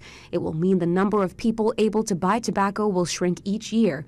By 2050, for example, 40-year-olds will be too young to buy cigarettes. A pair of men's work pants that auction officials believe could be the world's oldest pair of jeans have sold for $114,000. The white pants were found in a sunken trunk in a shipwreck in 1857 near the coast of North Carolina. The jeans were among 270 gold rush-era memorabilia that sold for nearly $1 million total, according to Hollibird Western Americana Collections. These are your headlines. I'm Felicia Rankin-Solins. For the latest in news and information, follow Radio Cayman on social media, Facebook, Instagram, Twitter. Download the Radio Cayman app or log on to our website, radiocayman.gov.ky. They say variety is the spice of life. And that's why at Subway, we are introducing the new boneless hot sub. Say what? The premium sub brings new ingredients like spicy breaded boneless chicken, French's crispy fried onions, and buffalo wing sauce, bringing a zesty and flavorful experience with every bite. Add some of your favorite veggies, cheese, and ranch sauce of your choice of freshly baked bread for the ultimate boneless hot sub. For a little spice in your life, try the new boneless hot sub from Subway. So good and tasty. And make it a meal with a drink and chips or cookies. Subway. Eat fresh. Talk today. But I do have some questions. Talk today. Cayman Islands' foremost listeners' participation program. Talk today. Because there are more questions than answers. What the public is saying. Waiting to take your calls right now. Sterling Dwayne Ebanks.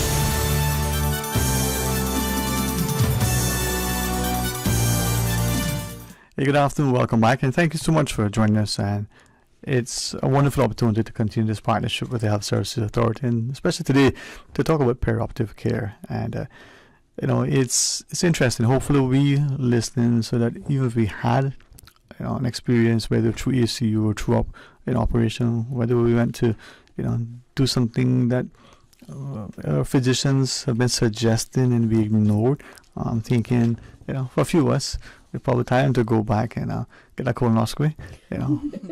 That falls within this remit. Yes. And so, thanks very much as nurse manager for joining us as well. And it's great, through Nurse Graham and Nurse L to maybe get the public to appreciate that the reasons sometimes the questions seem to be belabored is you want to ensure the safety, you want to lay the affairs, you want to make sure that the patient is coherent, name, date of birth. That information isn't just being recited, that they're actually a part of this thing and they're feeling safe as possible. Exactly. They are very much part of it, actually, because after all, we want to ensure that the safety is paramount in all this, the process that we continue to, engage them as well.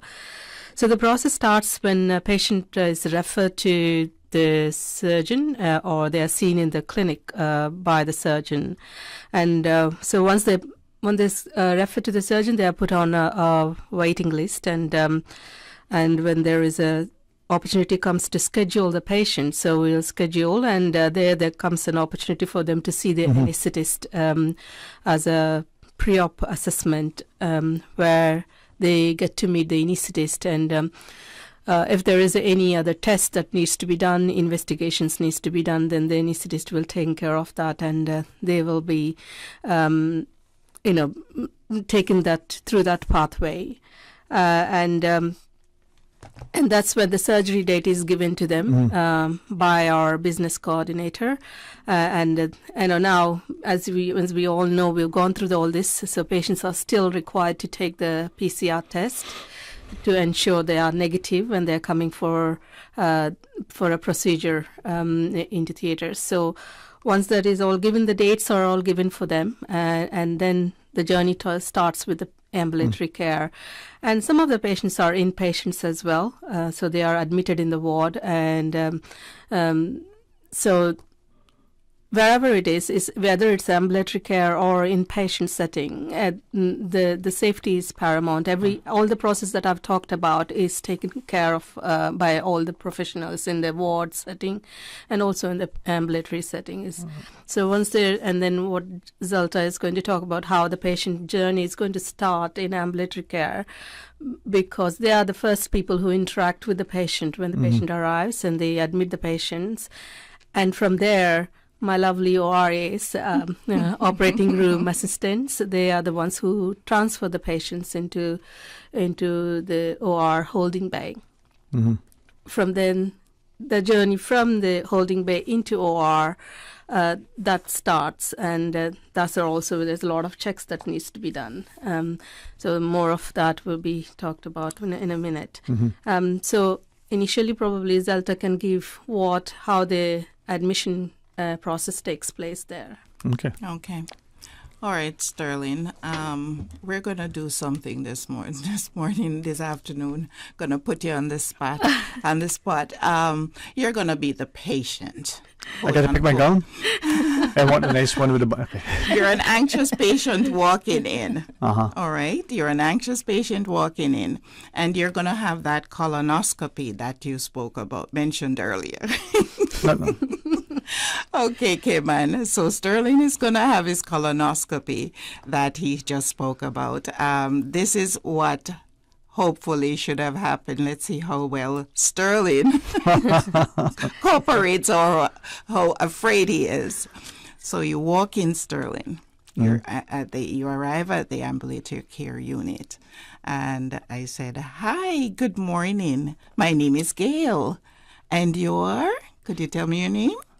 It depends. I mean, have I had anything to drink earlier? I'm just kidding. I don't do well role playing. No,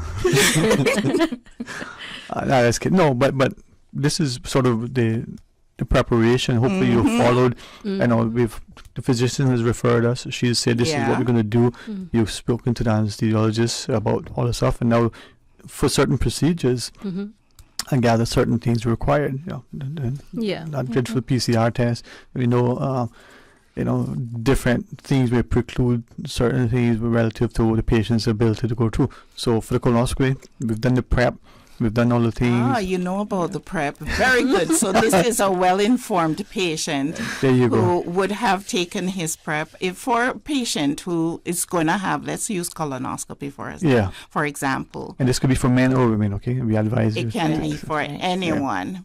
And there's a PrEP that's prescribed.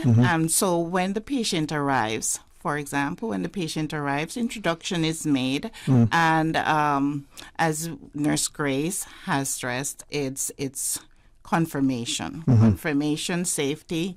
What is your name? What is your date of birth? And other confirmation. If it's an eye, which eye are you coming to have done today? And to the point that they'll say left, and you say, could you point to the eye? They'll point to the right. So with that, you check the doctor's notes, you speak with the doctor, you speak with the patient, and get it confirmed.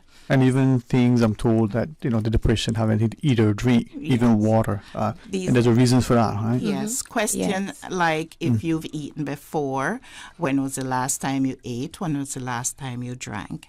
Your medical history, your surgical history.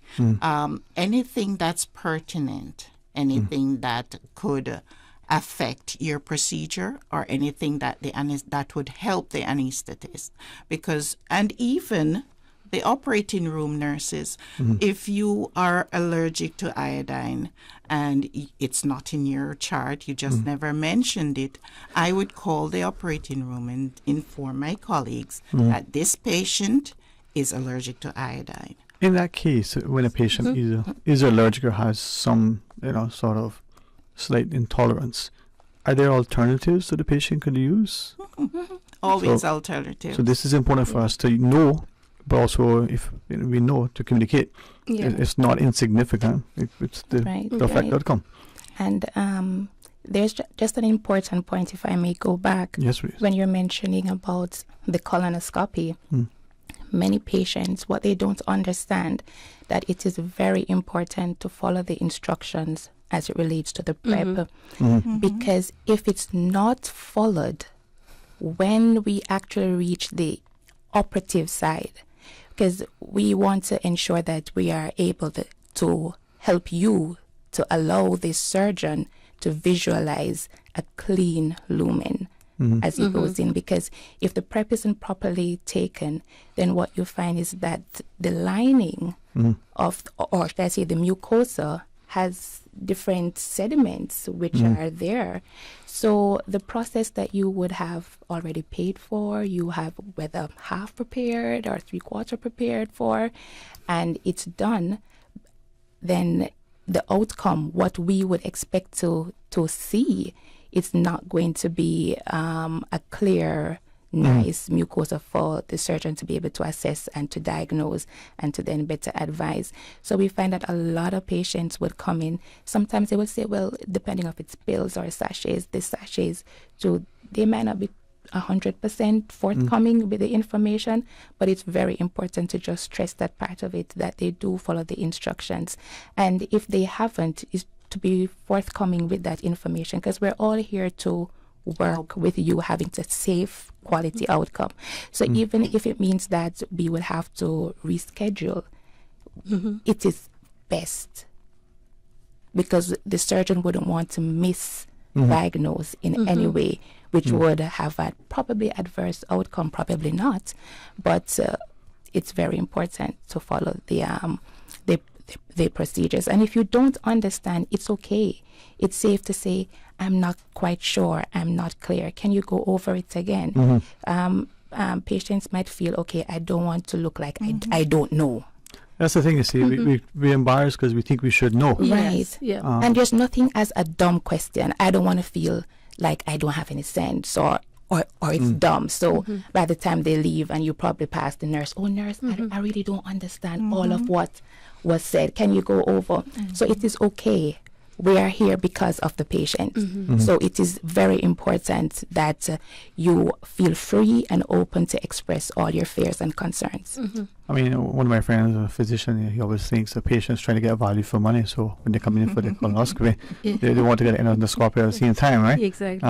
Which end is all right. Yeah. So this is where I think engaging the patients, patient engagement comes in, like asking the questions and being transparent and giving as much as information that, as much as confidentiality, because we maintain confidentiality. Right. Our information is not shared with anyone, apart from the nurses who is dealing with that patient and the professionals who is dealing with you.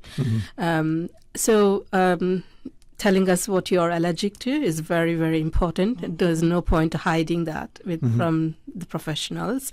And also, when there is an instruction for you to be nil by mouth, I think it is very important that you also actually follow the instructions, because it is so important. Because when you go through the general anesthetic, it is a mandatory that you don't keep your tummy full, because you can aspirate while you're having the general anesthesia. So it is very important that you follow the instructions given.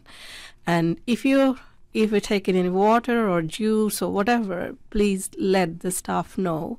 So whether we can actually postpone your surgery or we can reschedule your surgery. But it is very important that you tell the nurses that are asking the questions. Some of us will have a little bit of tea or coffee just to settle their nerves, or even it's habitual, without realizing that that could negatively affect the outcome.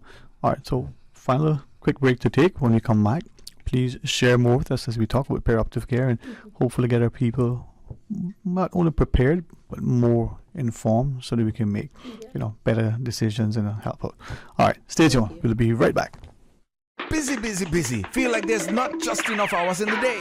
Savannah Pharmacy, service to make your life easier. Now you can WhatsApp your prescription order to 929-5045. And pickup is just around the corner with everything your family needs and convenient opening hours including Sundays and holidays. WhatsApp your prescription order to 929-5045. Savannah Pharmacy, wholesome values with modern conveniences. We do a whole lot more than just cover your floor at Paramount Carpet. Paramount Carpet Cayman Brac Christmas sale is back for 2 days only, Friday, December 16th and Saturday, December 17th, with 15% off in-store tiles, carpet, area rugs, paint, plumbing, windows and doors. Paramount Carpet Cayman Brac Christmas sale. It's back Friday, December 16th from 8 a.m. to 5 p.m. and Saturday, December 17th from 8 a.m. to 2 p.m. followed by the Children's Christmas Party at Spot Bay Park from 4 p.m. to 6 p.m. Paramount Carpet Cayman Brac, located at 342 Spot Bay Road. Call 948-2665. We do a whole lot more than just cover your floor at Paramount Carpet. Let me tell you something. I've been fishing our island since I was a boy, and it's getting harder and harder to get a good catch. Maybe it's because there are so many more people in Cayman than ever before. Maybe it's because of how the climate is changing. I don't know about that, but I do know that I want to be able to keep fishing and teach my children to fish one day as well. So it makes sense to me that we have certain areas and certain times of the year to fish for certain things. It feels unfair not to be allowed to fish where my dad taught me to fish, but I know that being patient now means we can keep fishing for many more generations. We're all in this together, right? For more info, download the Cayman DOE app or visit doe.ky. New stock has just arrived at Super Stitch. Now don't take my word for it, drop by and see for yourself. Fresh off the boat, we have loads of fabric, vinyl upholstery fabric, fabric for cushions, outdoor fabrics, and dress fabric. That's not all. Super Stitch has sewing accessories and craft items. Included in the new shipment, you will find sheets, comforters, throw pillows, bath mats, rugs, and curtains for every room in your home. Super Stitch, 39 Pasador Place, Smith Road. Still offering the best price in town. Call 949-2833 or go to superstitch.com.ky. Talk today. But I do have some questions. Talk today. Cayman Islands' foremost listeners' participation program. Talk today. Because there are more questions than answers. What the public is saying. Waiting to take your calls right now. Sterling Dwayne Ebanks.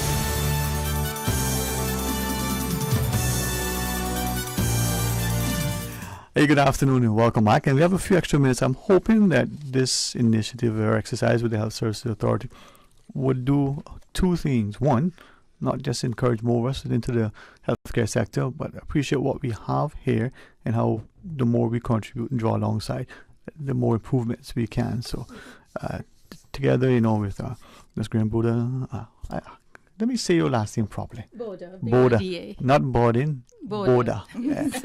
And then, is that Nurse Zelta Gale? Is that right? Zelta Gale. Okay, Zelta Gale. Zelta, yeah. Zelta Gale, what's that thing you... No, Zelta, you know, come on. Rotarians can bother you later on. I get a pass. Okay, man. This is Sterling in action. Only sometimes, only on days end in a way. And together with their colleague, Shamika Graham. Hey, thanks very much, because I've learned a lot, and I'm hoping that people equally would be inclined to ask more questions, not just of the nurses and the staff, but of their physicians. Not in a rude way, but in a way, hey, I'm not quite sure I understand. You're here, let me ask. As we talk about it, Ms. Grace, can I ask something that you shared during the break? We're talking about when people coming in for surgery. Sometimes we do not appreciate that thing that we did beforehand, how it could affect or delay or impact the surgery. And you shared some things that were surprising, even chewing gums, yeah, yes. I didn't know that. Yeah, Okay. so that because when you consume chewing gum, it produces acid in your stomach, so that can also have an negative impact when you're having a general anesthesia. So it's always, even smoking, they say.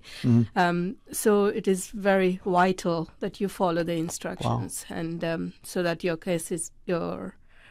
surgery is not cancelled or postponed. And some must have medications that we take every day, or it's probably good if we're not sure to ensure the physicians, hey, do you take your medicine today, or do you take it at this time, to make sure that we understand that. Yeah, some of the essential medications that you're advised to continue taking with a sip of water, and but that will all be explained during the anesthetic assessment by the anesthetist. And some of us can just take the tablet and swallow it without water. Some of us need a gallon to get that one little.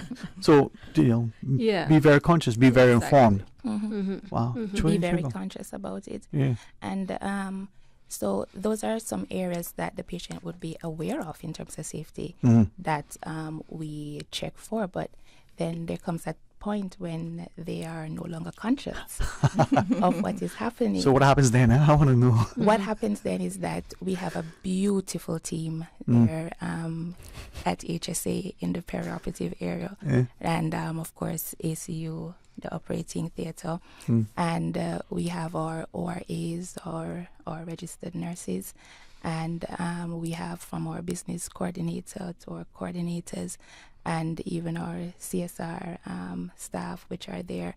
And safety is paramount. One thing though that we do is start the day off. One good thing that Nurse Grace has implemented since she's been here is that every morning before, because we have a huddle, and we go through and we read the mission of the HSA. We go through our core values as well and our focus points.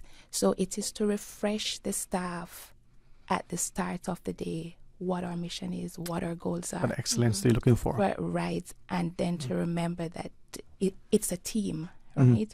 And also in doing that, once the patient comes into the holding bay, we have our universal protocols that we go through, the checks again. Sometimes the patient's like, oh my God, but they just asked me this question again in ACU. And we said yes, because we want to make sure, because this is how we identify if there was something missed. Because sometimes the patient may, I forgot to tell you, and they reveal additional information, which is vital. And from there, we go into the operating theater now, where the patient actively takes part in the signing in process. So we go through from the consents, because we have to do all that, the consent checks, go through allergies. So we follow the SBAR process that we did from ACU, we follow through with it. And also to confirm everyone is in the room, from anesthetist, the surgeon, the nurses, and the scrub technicians, or our first assist, because we do have a first assist there in our department as well. So we're there to confirm the information, and we introduce the patient to the staff. So they're able to see the faces of, okay, these are the person, this is a team that will be taking care of of me and everyone in that room. Main focus is the patient. So from that process, then what we do afterwards, just before the procedure starts, then we have a timeout. So we once again confirm what the procedure is and what site are we going to be operating on. And prior to the patient coming into the operating area from an ACU, if it's, for example, the eyes, we have 2 eyes, 2 hands. So the person doing the procedure, the surgeon doing the procedure will go and mark that spot along with, it's an active process with the patient. So whether the signature, in terms of, the initial of the person doing the procedure, or we put an X at the spot if it's like what over the eye or which hand that they're working on. So just before the incision process, there's a timeout which is done. And during the surgical process, we are actually doing checks because we are there are different instrumentations. We have swabs, needles. Some of these items can easily be left in the patient. There are situations where they have retained foreign body. Well, it will not become a foreign body, but retain items. And in order to prevent that, we have different points in which we do count. And that is whether it's swab, instrument, all those items that may be left in the surgical site.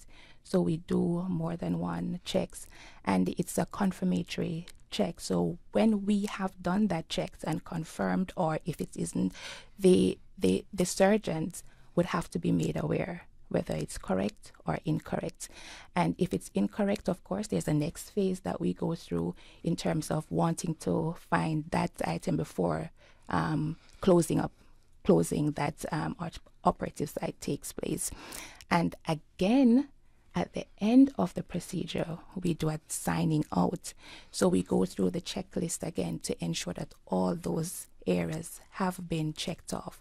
And if there's any discrepancies, it is addressed. And if there's any discrepancy with the equipment that was in the operating theater that was used, then we identify it and then see how can we prevent this from happening in another procedure. What do we need to do?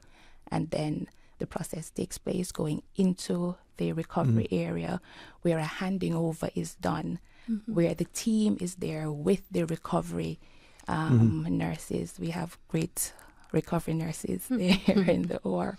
So it's done at that point again, where if there's any questions, any uncertainties, and at this time, it's always good to point out to the patient, or for us to tell Cayman Islands now, that we are the eyes, ears, and advocates for you. So we are there to take care of you.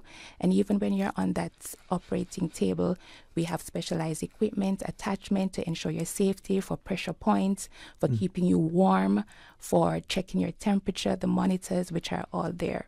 And at the end of the whole process, going back to Nurse Zelta in ACU, I'm sure that there's always feedbacks.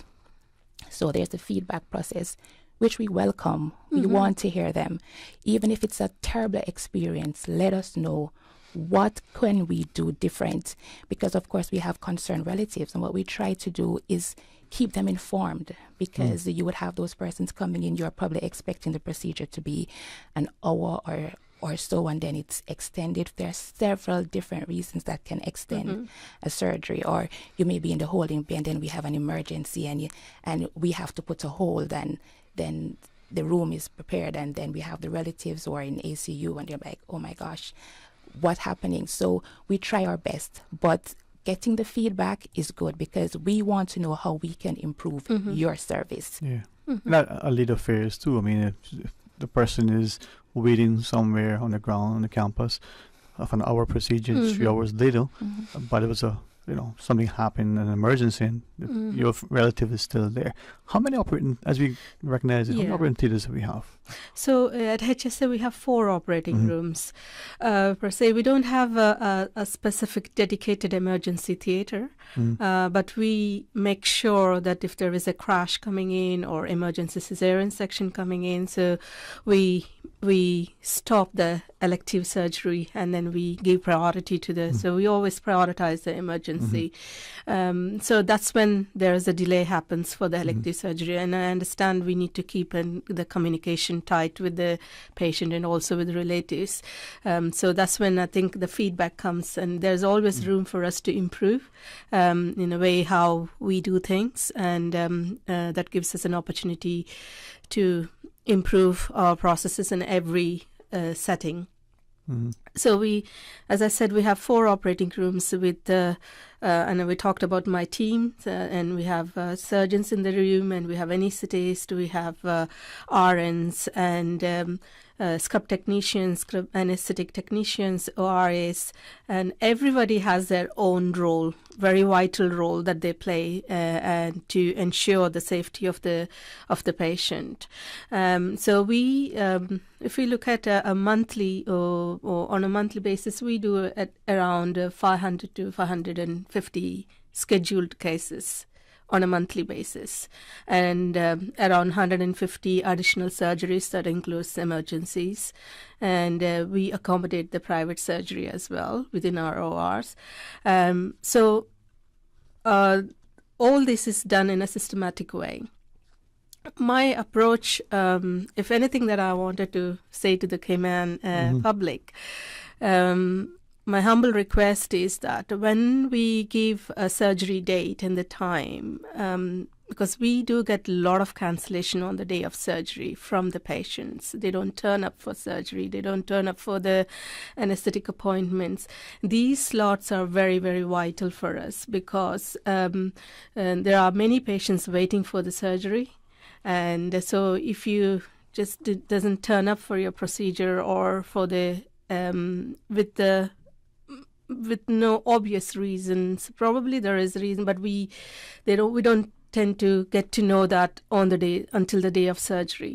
So my humble request is from my team and also from HSA is that if you give us enough notice that you, for some reason, for your personal reasons, that you're not going to go through the surgery, if we can get enough notice, then we will have an opportunity to bring another patient into that slot because these are very vital. The theater time is very, very important for us because we want to optimize our usage or theater usage, and we want to treat as many patients as we can. So if there is any reason that you don't want to have the surgery on a given date, please do communicate with us, and that gives us another patient to be in that slot. So we do get about 70 to 100 patients cancellations on a monthly basis. So that's a huge number. So there's various reasons. I'm not just saying that because the patients are cancelling, but there are various reasons involved in that. It could be patient is not fit for surgery, and on the day of cancellation, or because of the emergencies, we need to push the elective surgery. So, and then we didn't have the PCR results come in time. So those are the reasons. But we are now seeing predominantly that the patients are cancelling the surgery on the day of the scheduled date. So that's my humble request to the Cayman public, actually. So is there anything that you want to add to that, Shamika? I just want to add that the staff here in the ACU, the operative theatre, and CSR, we're all here for you.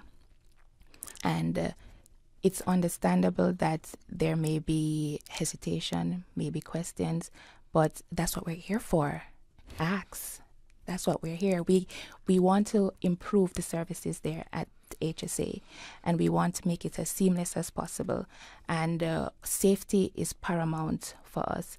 And I'll just briefly mention, because for the CSR, not many people know the central sterile unit that we have there. The staff there do a tremendous job every single day. They are unseen, but they are the heroes in this process as well, because they have to ensure that the items that we're using are sterile. And for HSA, they deal with all the sterilization for the HSA here in Grand Cayman. So, and they have different indicators and processes that that we go through, from in decontam area, we take it through to washing, to what happens afterwards, where we do our assessment to identify, does this item need to be thrown away? Do we need to reorder?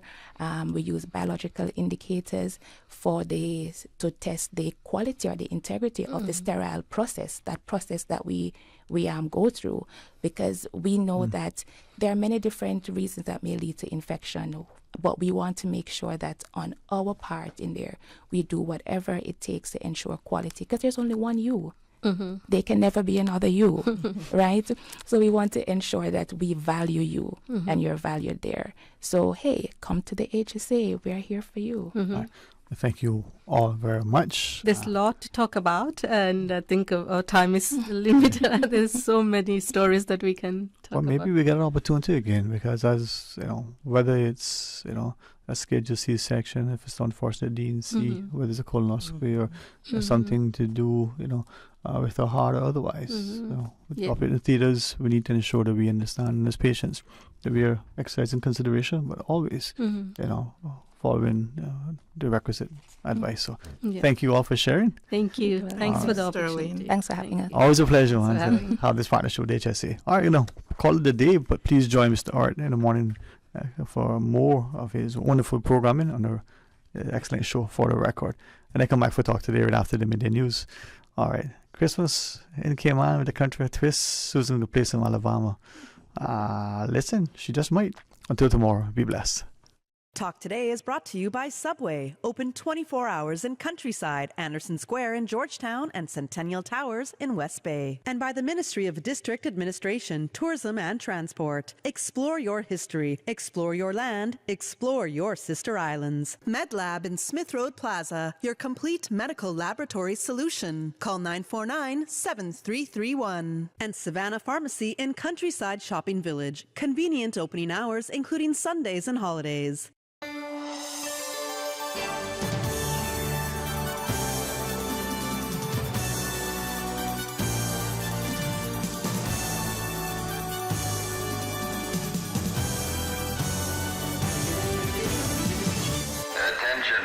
Hi, this is Paulette, Deputy Director at Radio Cayman. From my family to yours, I just want to say, may lovely, happy times decorate your holiday season. May warm, special memories brighten your new year. May the wonder of Christmas be with you forever. Merry Christmas and Happy New Year.